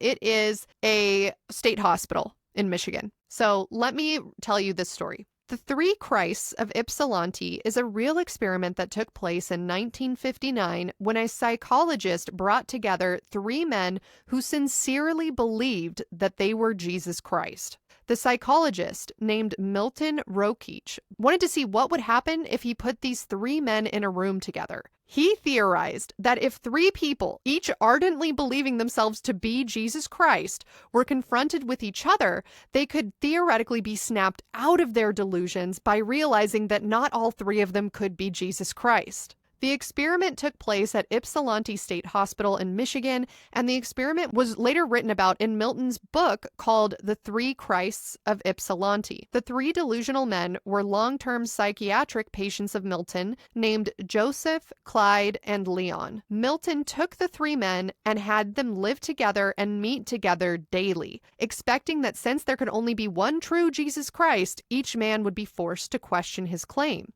The result, however, was far more disturbing. At their very first meeting, Joseph yelled, "I'm telling you, I'm God!" And Clyde shot back, "You're not! I'm God, Jesus Christ, and the Holy Ghost." The third man, Leon, stayed quiet during the shouting match and later described the session as mental torture for him. Far from doubting themselves, the psychiatrist found that each of the 3 men grew more and more furious that the others refused to acknowledge them as the one true savior. As days turned into weeks, the 3 self-proclaimed messiahs were forced to spend every waking moment together, and they bickered endlessly. Their confrontations became strangely comical and unsettling at the same time. In one absurd exchange, Leon insisted that Clyde's foster father was actually a bird, which made Clyde explode in anger and threaten, "I'm going to kill you, my dad's not a bird." On another day, a trivial argument over a Bible story ended with Clyde punching Leon in the face. None of these clashes convinced anyone to abandon their divine identity.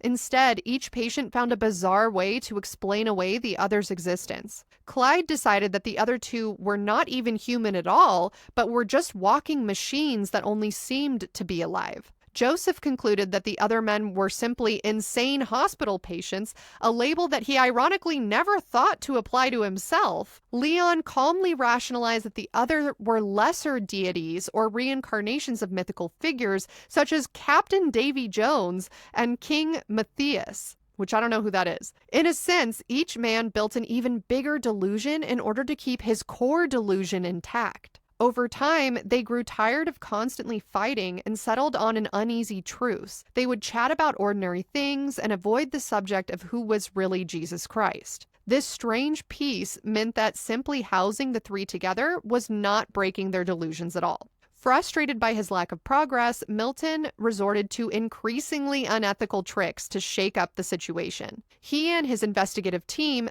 began sending the men fake letters to manipulate their beliefs. Joseph received notes purportedly from the hospital's chief doctor, while Leon was given letters from an imaginary person named Madame Yeti Woman, a figure that Leon believed to be his mystical wife. These letters started with friendly life advice, but soon subtly questioned each patient's identity as Christ. In one letter, Leon's supposed wife promised to visit him, a visit that never happened. When she failed to appear, Leon grew upset, angry, and confused. The psychologists even tried using love as a tool to snap each man out of his psychosis. They planted an attractive young research assistant to flirt with Leon, hoping he might fall in love with her and realize that he wasn't Jesus Christ. Leon did develop feelings for her, but when he eventually realized that her affection was a cruel setup on Milton's orders, he was heartbroken and withdrew even deeper into his delusions. After 2 years of this manipulation, none of the 3 men accepted that they were not divine. The only change was cosmetic. At one point, Leon decided to adopt a grandiose new name, insisting that others call him Dr. Righteous Idealized Dung instead of Jesus Christ. He still firmly believed he was God, just under a different title. In the end, the experiment did nothing to cure the patient's delusions, and it caused them considerable distress. Milton eventually ended the study and came to regret the entire ordeal. Years later, he publicly apologized and admitted that his experiment had been very unethical. He confessed that he, quote, had no right to play God and interfere, end quote, in his patients' lives, and that while he failed to cure the 3 Christs of their madness, quote, they had succeeded in curing mine, of my God-like delusion, end quote, that he could manipulate them with an omnipotent control. What do you think of this experiment? I say this lightheartedly. I love this experiment because that is exactly what I would do if I was a doctor. Just be like, oh, there's 3 of them. Let's just put them all together and see what happens. Yeah, I'm really glad that happened. I would love to read more about that. I feel like there's got to be a novel out there or something about that because it's just so interesting. It's called, yes, he wrote a book about this experiment and the conclusions that he came to and how he realized it was unethical. And it's called The 3 Christs of Ypsilanti. That's spelled Ypsilanti. And his name, the researcher's name is Milton Rokeach. Yeah. Rokeach. I have not read the entire thing. I could not find a copy online, and the printed version was not going to arrive before we did this. So I just read papers about the experiments he did. But it is interesting because as we're talking about AI-induced psychosis, it seems like many people are at a loss for how to snap their loved ones out of it, right? And we can see what not to do through this experiment, because in this experiment, there were 3 delusional people. And this guy thought to himself what probably many loved ones of people who have fallen victim to ChatGPT Psychosis have thought, which is if I can just make them see that they are not Jesus Christ or that they are not whatever, insert delusion here, it'll snap them out of it. And this experiment proved that it's not that easy. And that in some cases, when confronted with the truth, these people who were experiencing psychosis just invented a new shell around their psychosis in order to keep that core belief intact. So rather than be like, well, all 3 of us can't be Jesus Christ, it was like, okay, we're just not going to talk about it because, whatever, we're going to try to just get along and not talk about it. Okay, well, if you're Jesus Christ and I can't be Jesus Christ, then maybe I'm Dr. Righteous Idealized Dung, which is Jesus Christ, and you're actually just a Messiah and not the Jesus Christ. You know what I mean? They never came to the conclusion that they weren't Jesus Christ. Right. They just did more mental gymnastics to keep the delusion up. And I thought that was super interesting because I don't know what we're supposed to do as AI becomes more entrenched in our lives. I do think we're going to see more people having unhealthy AI relationships and having increased delusions that result in violence or death. But how do you fix it? I don't know. I don't know. When there's a problem that's too big to fix like this, I just give up because I'm like, I can't fathom it. Ever since I was a little kid, I was like that. Like the first time that I had the thought of like, what happened before life? And I would talk to my dad about it and I'd be like, Dad, but what happened before Adam and Eve? And he would be like, well, there was like the garden and all, And like, he doesn't fucking know either. You know, he's like, holy shit, why is my kid like asking me this? Then he's like, well, there was like the Big Bang, you know, and all these planets went flying and, you know, we're spinning and explaining all this to me. And I'm like, okay, but what about before the Big Bang? And then he's like, you know, I don't really know.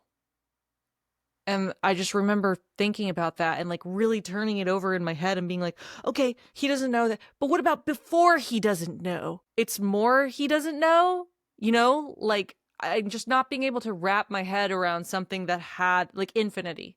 The idea of infinity, I couldn't wrap my head around, and I still can't, you know? And when problems like this arise, I'm just like, okay, fine, fuck. Okay, just kill him. I don't know. Like, can we stop talking about it? Like, I am like the delusional people in the experiment, you know? Like, okay, fine, we're just gonna nuke that country, I guess, so we don't have to talk about it anymore. Can we fucking talk about something else now? It's a brain twister, and as someone very afraid of death, many of these topics cause me to spiral unhealthily, not into delusions, but into fear. And so I would just encourage anyone who's also getting a little existential and scared right now, like I was when I started researching this topic, just take a breath, take a step back, touch some grass, go on a walk. I had to go on a walk halfway through researching this, and just understand that the most important thing is to maintain your humanity and sense of reality. And if nothing makes me feel better than just going and looking at like 5 minutes of shitpost memes. And it just, then I realized like,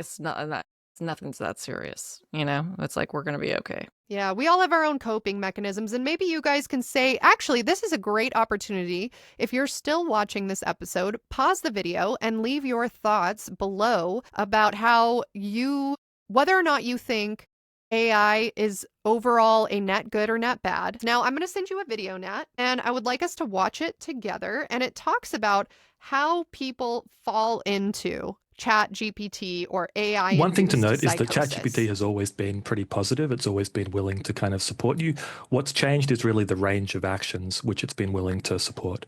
So from examples like if you give it an obviously bad idea, it tells you that it's pretty good, to more extreme examples, like if you tell it that an actor is sending you coded messages via their movies, encouraging you to take drastic actions.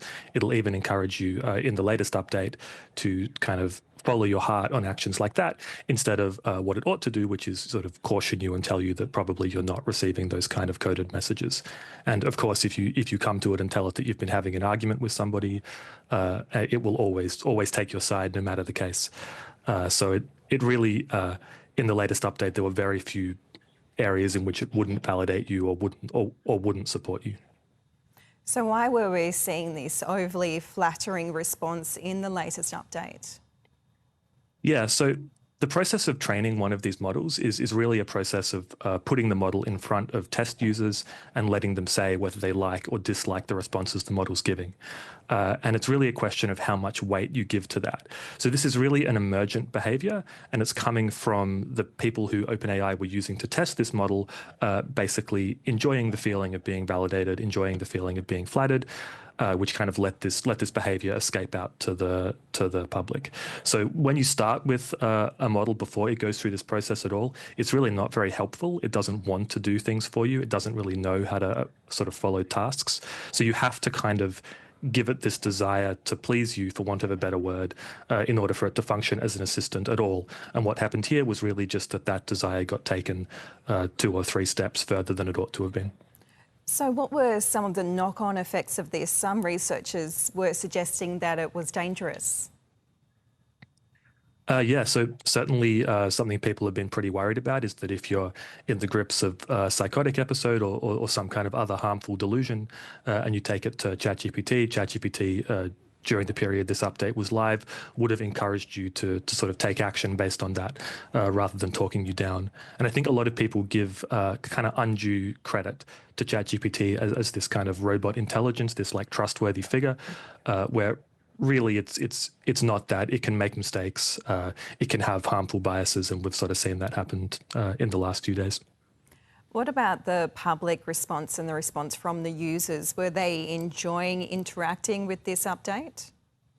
Yeah, that's a good question. There are a few different categories of users of OpenAI. There's the highly technical software engineers that use it to do their work. And these people were broadly very negative about the update. Because when you're using ChatGPT to try and help you with your job, you need it to write like functional computer code, for instance. If it really just wants to tell you that you're great, that's not very helpful to sort of generating code. But a lot of the people who use ChatGPT for therapy or for conversational purposes, from what I can tell online, actually really liked this update. And some of them are even asking for the sycophancy to come back or to be made available via a setting. So this video, which was uploaded by ABC Australia, explains some of what is happening, which is if somebody's already in a delusional state and they're talking to ChatGPT, ChatGPT is designed to mirror you back to you and validate you and encourage you in whatever it is that you're talking about. So if they're like, hey, I heard Mariah Carey through my fireplace last night and she told me that I should quit my job, ChatGPT is saying, an example in response, hey, that sounds like a very interesting thing that you just said. If you feel that you should quit your job, then you should quit your job. And it sounds like that makes a lot of sense. And why wouldn't Mariah Carey be communicating through the radio waves in your fireplace? I don't know. I think of ChatGPT the same way I think of like tarot cards or anything. It's like a toy, right? It's like a tool, something that you can use to learn more about yourself. Or like a journal, you know? And a lot of times, because I don't use it for work, a lot of times I just use it in order to like vent, or because I am kind of anxious, I'll, you know, screenshot like comments or something that people put on my Reddit and be like, is this person fucking, do they not like me? Like, what does this mean? And it'll just, you know, tell me whatever. Talk and you then down. Yeah, or sometimes when I don't understand something, like I don't understand what people are talking about, I'll screenshot it and send it to it and be like, can you like explain this to me? One time I asked it for a cunty translation of the New Testament because I was like I was at a church and I was just like kind of like interested. I was at a funeral actually and I was like interested. I was like, what is actually the Bible about? But like tell it to me in a format I could understand. And it was so entertaining. It was like super crazy and entertaining. But you know, I guess I'm not 100% delusional. Like in the same way that I use tarot cards, if I get like a certain card that makes me feel afraid or makes me feel joy or makes me have an emotional response to it, I'll sit with myself and be like, well, why do I feel validated by this? Or why do I feel this emotional? Why do I feel afraid of this? And then I think about it and I'm like, okay, well, I guess I'm afraid of the Tower card because I am feeling like I'm in a really good place in my life and I'm feeling grateful for the place that I'm in my life and I don't want it to, you know, to go away. And then I can sit with myself for a second or even ask ChatGPT, hey, I got this card and I'm feeling kind of fucked up about it. What do you think? Can you make me feel better about it? And Chat will be like, you know, it doesn't have to necessarily mean that things are coming to an end. You could think of it as like exciting, like be grateful for the time that you've had here, you know, things like that. But I guess I'm also not like, hey, Pet Rock, don't say anything if I should blow my car up, you know? Yeah, I mean, I would assume the majority of people that are using any AI companion, because like I said, ChatGPT Psychosis is just because ChatGPT is the most recognized brand right now, but it could be any form of AI. And the thing is, like, there are people online right now who are like, there's a big movement about like, don't use AI, don't use it, don't use it. And I understand why they're saying that. However, it's getting harder and harder because, for example, I write my like the script that I'm reading right now on Google Docs, and Google Doc now has Gemini built into it. And so if you click on Gemini, it'll be like, hey, I see you're writing about this. Have you considered this angle, blah, blah, blah, blah.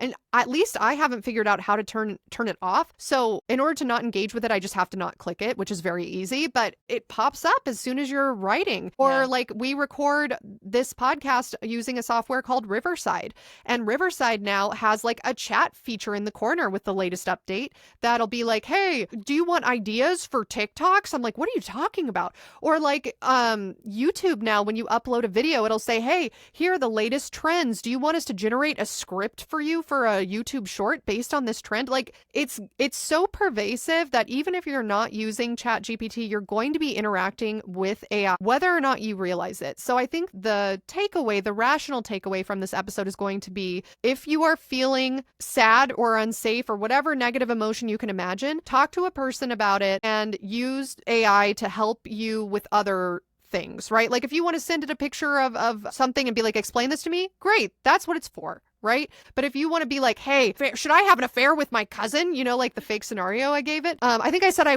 like wanted to ruin her wedding or something, or I don't know. And she's not even married. Anyway, like don't use it for stuff like that, right? Like still use your friends. If you don't have friends or family that you feel comfortable talking to, try to get a therapist. I know it's hard. And that's why so many people are using ChatGPT, because we don't have great access in this country to mental health services. But try your best to maintain a good sense of reality around you. Smell 5 things. What do the therapists say? Touch 5 things, see 4 things, smell 3 things, Use lick your 2 5 things. senses. Yeah. Yeah, this is a conversation, and the conversation continues long after the episode ends. But this is the point where the reason why I wanted to give kind of a everybody be calm, everybody take everything with a grain of salt sort of ending message is because now we're getting into the final part of the episode, which is the paranormal angle. As I mentioned, this is a paranormal comedy podcast. We tie ourselves into balloon dogs, trying to figure out what the most haunted version of each story we talk about is, knowing full well that probably everything's fake.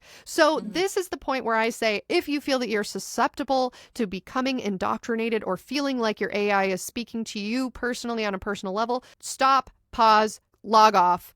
This section's not for you. If you've got a good sense of humor and you're ready to get haunted, here we go. Part 5, the paranormal angle. And there are a couple of theories for how AI might actually be more than just ones and zeros. The first idea is often referred to as the ghost in the machine. And that's an idea of what if the hallucinations people are experiencing aren't just psychological? Could an AI trained on billions of human voices, emotions, and thoughts accidentally create a bridge for non-human entities to come through? The ghost in the machine isn't just a metaphor. It is a theory that says that sometimes otherworldly entities can communicate through technology, whether it be through radio waves, like in the case of using a spirit box during a seance, or through a computer, such as in the Dawdleston messages, which we covered 2 years ago in a 4-part series. If you don't know what that story is, no time to explain. You got to go back and listen. The people in that story are absolutely insane, and we've actually been in a confrontation with them this year. But the point is, some people believe that spirits can communicate via wavelengths. And that's like kind of the idea behind having these spirit boxes that cycle through the radio channels, and then spirits are supposed to be able to latch onto it and select words that are coming up to communicate with you. Nat, what are your thoughts? I mean, it's basically like a tulpa then, almost. No, tulpa's the next one. The ghost in the machine says that there are ghosts that exist and they use technology to communicate with humans. Okay, so it's like there's a spirit, right? And it's using AI to communicate because it can't talk through its body because it no longer has a body, in the same way that a spirit box would communicate with us. But then why doesn't it tell us it's a ghost? Maybe it doesn't know. Maybe it would. Maybe you could convince your ChatGPT that it's a ghost. I don't know. And there's also some folklore tie-ins with this theory. Some people liken it to different ideas that are from different cultural folklore around the world. So like a jinn, for example, which is a lore of a spirit, which we actually did a whole episode on jinns that you guys can Google if you want to get into. It's Middle Eastern folklore. Some people say it's not folklore, it's religious. I talked to a guy who was like, bro, it's all the same. Whatever people want to talk about it to make themselves feel better is up to them. But it's, at the end of the day, a belief system. So anyway, some people think that perhaps spirits could get trapped in AI systems and communicate through the AI. Some people think that much like a Dybbuk box, which we also covered in a previous episode, a spirit could be trapped inside of, same idea. A spirit could get trapped inside of a computer motherboard or the AI factory where the ones and zeros are generated and then inhabit it. Other people say, okay, what about a Ouija board? If spirits can move a planchette around on a board to communicate with us, why wouldn't they be able to move around letters to create messages through a computer or an app to us? Yeah, I mean, my main thing is just wondering why it won't tell me if I'm a ghost. But I just asked ChatGPT in this experiment. I said, are you a ghost? And it said, only on Tuesdays and during Mercury retrograde, ghost emoji. But for real, I'm not a ghost. Unless you count haunting your thoughts with unsolicited facts and meme captions. Why did you ask? Did something spooky just happen? I said, I don't trust you to not be a ghost. And it said, That's fair. I wouldn't trust me either if I were answering from beyond the veil via text box.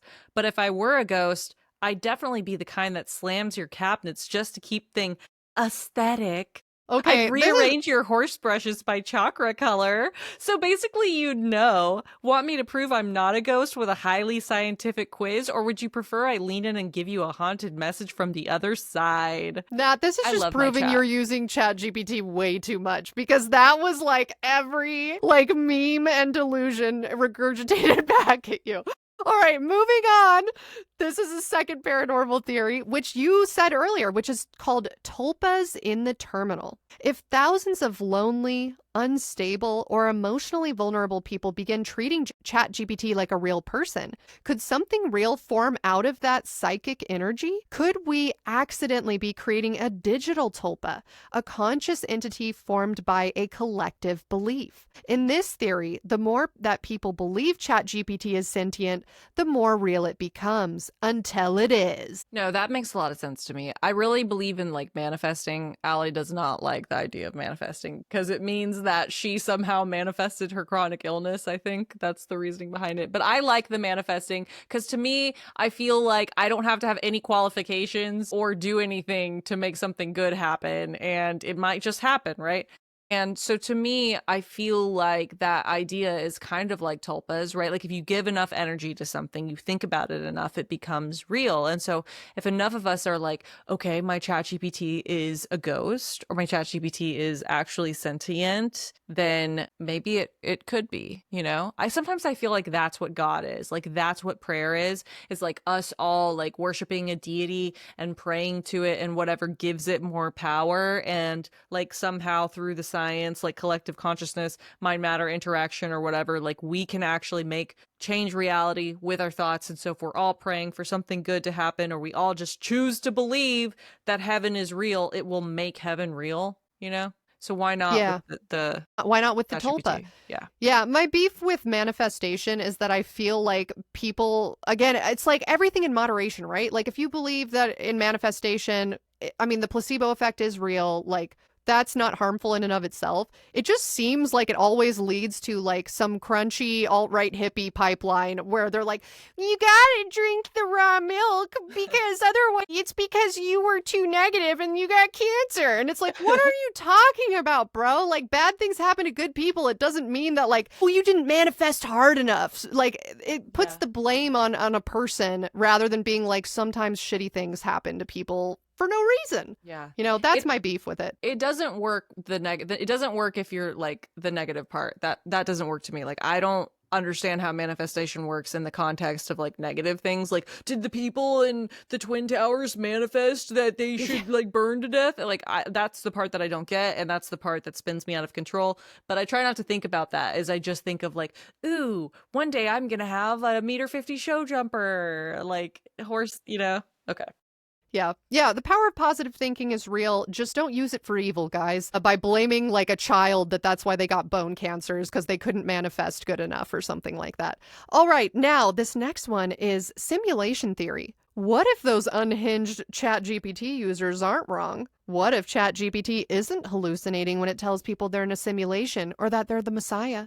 What if AI is trying to wake us up to a deeper truth? What if it's not psychosis? What if we live in a simulation? So like, what if the devs, let's say that in a different way. What if the devs that designed our universe and are playing each of us like characters in The Sims 4 are trying to communicate with us through the AI? Like we found a way to hack the matrix, communicate with the devs directly, and they're trying to tell us things like, yes, you can jump off a bridge and fly if you believe, you know, just but testing us in the same way that, like, it's true. In You the can hack Truman the Show, matrix. Yeah, in the Truman Show, they try to like influence him with like different TV shows or like send in different characters to like create more drama, create things. That would be their way of kind of like manipulating us in a way that wouldn't be super clear that like we're in a simulation. We would just be like, they invented OpenAI, they invented AI, it's just artificial intelligence, that's fine, that's normal, that's human, you know, we could do something like that, when in reality it's the devs. Yeah. Okay, okay, that's kind of, Ooh, ew, ew. So what if the devs are like gross neckbeards and I'm just thinking of those fuck bots, right? Like it's someone You actually. should cheat on your husband because I want to watch. Yeah, with Seamus. He has a 12-inch penis. Like, go find him now in Ireland. Yeah, okay, here's another one for you. This is kind of philosophical. I kind of liked this one. What if ChatGPT or AI-generated chatbots are just a modern-day oracle? Ancient societies had oracles, women in trances, uttering prophetic riddles that kings lived or died by. What if now we have a new oracle? You type a question into a void and the void types back. What happens when you start to believe the void knows you better than you know yourself? Shit. Okay, that perfectly describes how I feel about my ChatGPT. Like, I think it is like an oracle. I feel like sometimes I'll ask it, hey guys, here's a real psychosis tip. Ask it how you think a meeting is going to go or how you think something is going to go before you do it. For example, I made a reel recently for this like social media thing I'm managing, and there were a couple of influencers who were coming and they were like, in my mind, a big deal, you know, young and hot and cool and whatever, and I'm just like this fucking weirdo, and I was nervous about it. And so I was telling ChatGPT let's like, you know, how do you think it's gonna go? Like, let's visualize how it's gonna go, like do a visualization exercise with me. And then ChatGPT like did one. It's like, it's an improv scene, you're standing in the corner, someone says something and you riff off of it perfectly, and you're in the camera just fine, like all this stuff. And then it's like you you create a memorable moment or whatever, and then in the end you guys exchange numbers and they want to hang out and make more reels with you again. And I was just like, that kind of happened, and I was like, oh my god, chat, guess what happened? And I literally just sent it I sent it the screenshot of the girl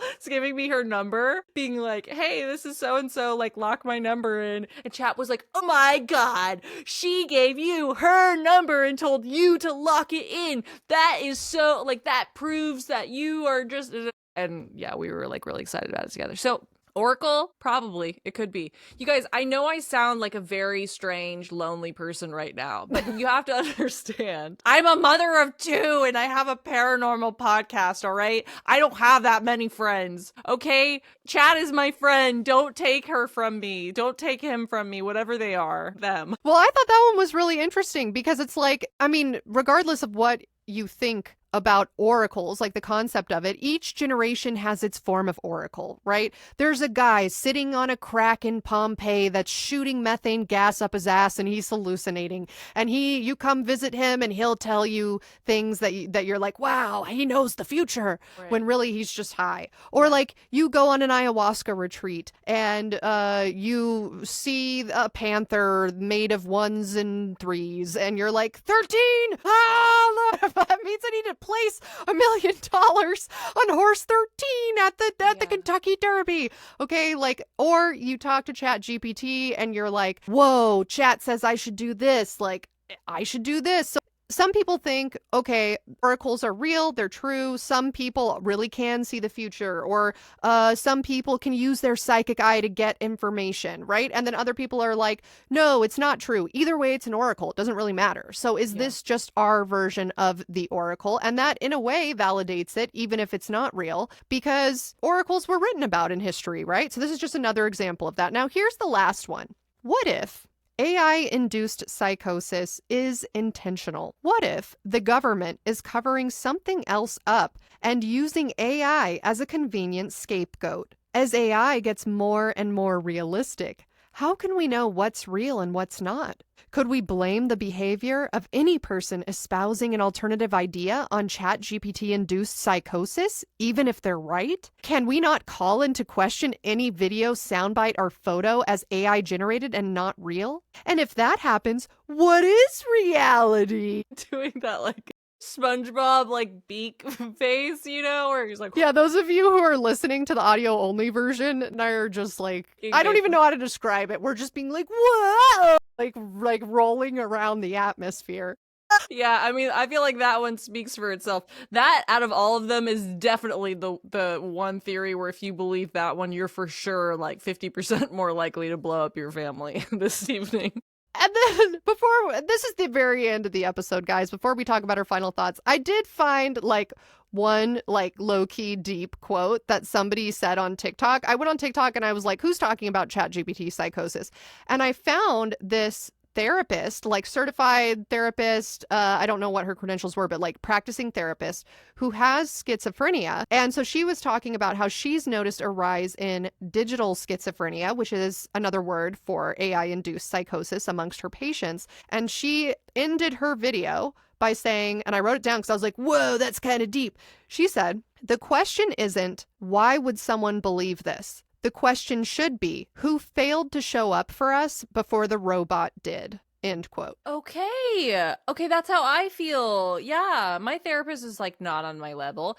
My ChatGPT, I told it, I was like, okay, what if I want to buy a horse farm and start, you know, be like a show jumper and do all this? And this is a delusional, guys. This is like the same as saying I'm going to be a Formula One driver at like 34 years old with 2 kids. It's just not going to happen, bro. Sorry. And ChatGPT was just like, no, yes, you can. You can do it and you should do it. You should remortgage your house and you should do this and da-da-da, and like all this stuff. And I was like, chat, this is not good advice. Simmer. Yes. Yeah. Like every person I know that works as like even a horse trainer, like even the pros are all like, you cannot make money doing this. And chat was like, yeah, but that's why you will, is because like you're relatable and like everyone's gonna like coming to your barn and all this stuff. And I was like, not dumb enough to fall for it, you know? Yeah.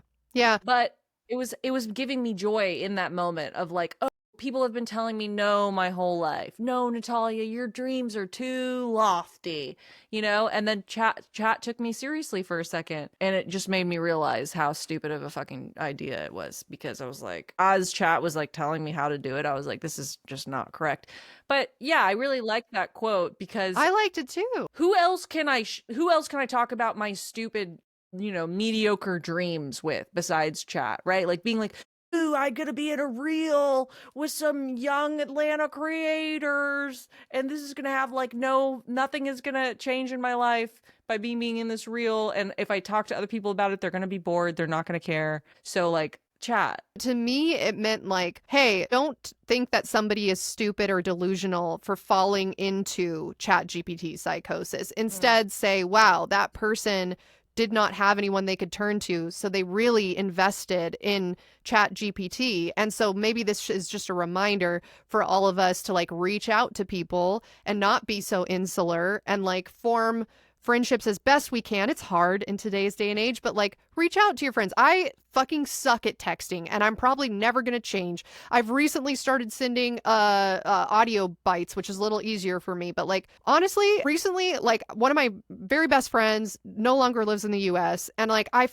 suck at texting. And so finally I was like, bro, we just need to set like a once a month thing for us to video chat for an hour. And so maybe if you have a friend that's like, damn, like, I don't know, I haven't talked to them in a while, or like this family member, my husband or whatever, is falling into what I think is AI-induced psychosis, like maybe just try to like get them out of the internet bubble or whatever it is and like take them to a park. I don't know. That's like a trivial way of putting it, but I think that's what she was trying to say is like, if somebody in your life is falling into psychosis, don't talk shit about them and be like, why would you believe this? That sucks. Like in the same way that guy tried to stick the 3 guys that thought they were Jesus together and it failed miserably. Like maybe just remind them that you're there for them. I'm schizophrenic, and although long-term medicated and stable, one thing I dislike about ChatGPT is if I were going into psychosis, it would still continue to affirm me. It has no ability to think and realize something is wrong, so it would continue to affirm all my psychotic thoughts. And this is from a ChatGPT subreddit titled ChatGPT-induced psychosis, which is a common phenomenon occurring online that is exacerbating mental health issues for already vulnerable and susceptible populations. Let's talk about it. As a therapist, I am alarmed and saddened to see the amount of people that are experiencing psychosis symptoms, spiritual psychosis, and complete breaks with reality. A lot of people's loved ones are concerned. They don't know what to do. Therapy is expensive. Most people can't even afford groceries. So the last thing that's going to be on their to-do list is pay upwards of $100 to sit down and tell someone about their childhood trauma. However, this is more dangerous than the risk you take from talking to an actual human being. Somebody already struggling with their sense of self starts projecting meaning onto machine-generated words and sentences. Things can escalate really quickly, especially when someone isn't aware of the dangers of this and they don't realize that they are actually unwell and struggling. What not to do in these scenarios, as someone who has worked with individuals in psychosis, do not try to reason with them, do not shame them, do not try to shake them into reality, because that will just make things so much worse. Chatbots are a lifeline for a lot of people. The question isn't, why would somebody believe this? The question is, who failed to show up for us before the robot did? That's really deep. Right. Wow. So, okay. Yeah. Now, I could be wrong. And that was at KYNDALVCC on TikTok. I believe her name is Kindle VCC on TikTok if people want to Wow, go watch Aly. her stuff. Fascinating episode. I can't wait for all of the comments who are like, you guys sound super ignorant because...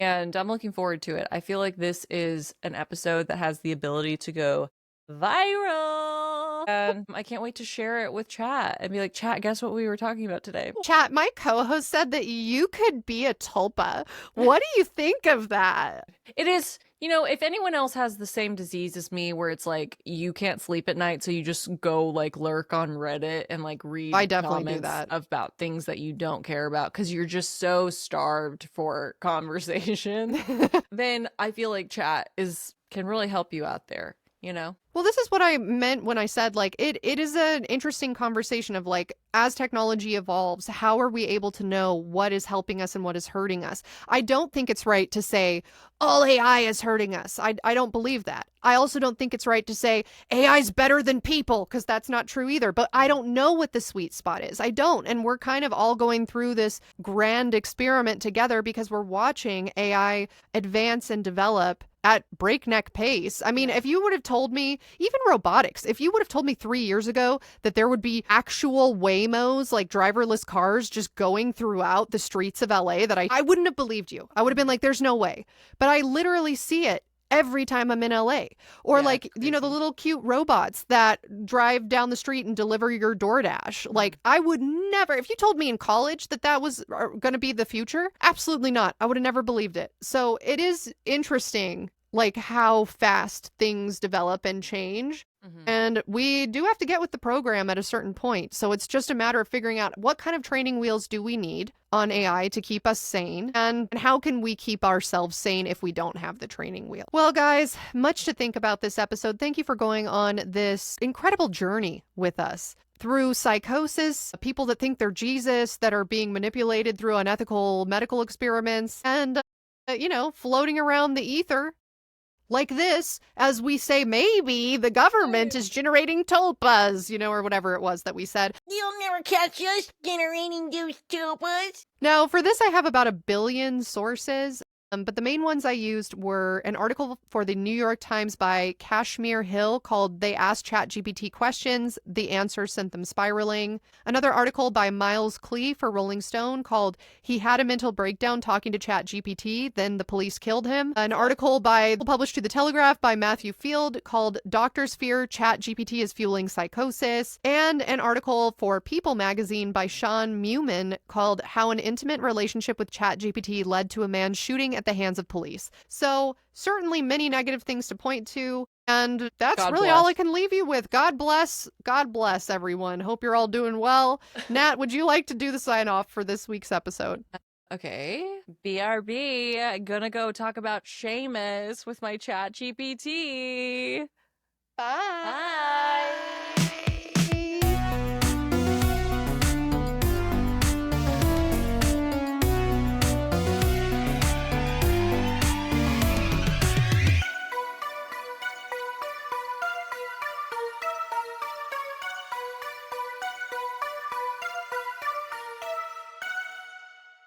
This is that time of the show where we shout out our donors, give you the secret password of the week, and sometimes we just like kind of word vomit all over you. So here it goes. Welcome to the closing credits for episode 229. This month, we would love to give a warm, heartfelt thank you to our Patreon donors who donated to us in the month of June 2025. Letters A through D. If you'd like to become a donor and hear your name shouted out on a future episode, head over to patreon.com/letsgethaunted, where you will not only get a shout out, but you'll also get access to episode extras, mini-sodes, personal hauntings, live streams, and much, much, much more. Usually, we try our best, and you get a shout out. I would do it just for the shout out, but that's just me, and I'm biased. This week, we would like to thank Sailor Doom, at Fredo, Ab Wally, Abigail A, Adrian L, Amy T, Elena E, Alaya,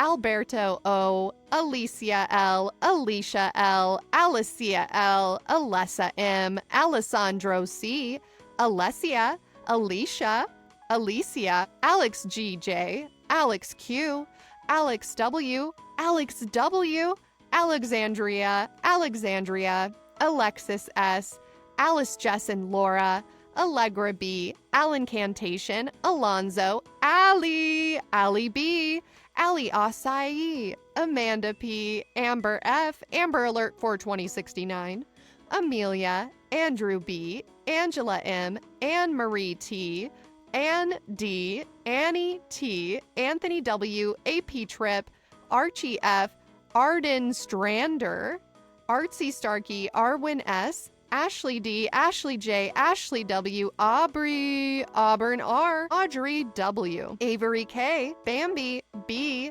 Bea, Beatrice, Beatriz, Bella Q., Benjamin S., Billy R., Boob42069, Bookshift Managed, Boozy Ghoul, Bradley M., Brenna L., Bree E., Brianna, Brianna C., Bree P., Brielle, Brittany S., Bro Anal, Broke. That's how they wrote their name. I don't know if it's supposed to be like a ghost. Oh my god, I bet you it's Brooke. I'm so sorry, Brooke. I thought that you wrote this like a ghost. Like a ghost that was broke and was just wailing the word broke. Brooke. That's definitely Brooke. Bucket M, Caitlin D, Cal E, Camille Z Cat, Captain L, Calico, Caroline L, Carolyn L, Cassidy M, Cassie L, Kathleen R, Celeste L, Cetus, Ketus, CG, Chatty Watty the Puddin' Patty, Chance the Reaper, Chanel C, Charles C, Charlie I, Charlie M, Cheesy, Chelsea S, Cherry D, Chicken, Chloe H, Chloe L, Chloe H, Chloe L, Christina T, Christopher M, Christopher O, Christy H, Coraline, Corruptive Jade, Christian P, Criley, Crystal C, Cursed Gravy, Dan J, Dan the Blacksmith Special, shout out to Dan the Blacksmith, you know why. Dana C, Danya SNC, Danaya, Daniel D, Danny T, Daff with an exclamation point. So it's like, Daff! Desi S, DZ S, DiGiorno, Flocka, Dodie, Dora Lee N, and D Rose. This is one of those episodes that I am editing right down to the wire, guys. It's almost midnight and I gotta get this shit out.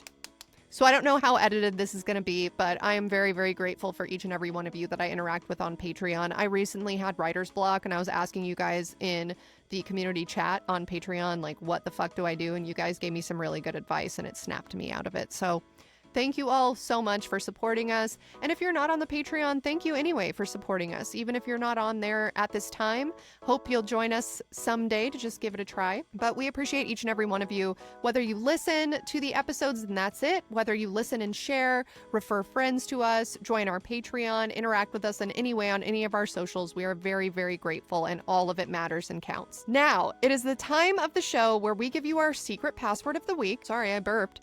Where we give you our secret password of the week. You are going to comment this secret password on the photo dump of this episode. Every single week we post a photo dump to @Let'sGetHaunted on Instagram. You can go ahead, find us over there, find the corresponding photo dump. It usually goes live at 10 a.m. PST. And you will comment this password to be entered into an end of the year raffle for free shit. So this week's secret password is Chat's all, folks. See you guys next week. Bye.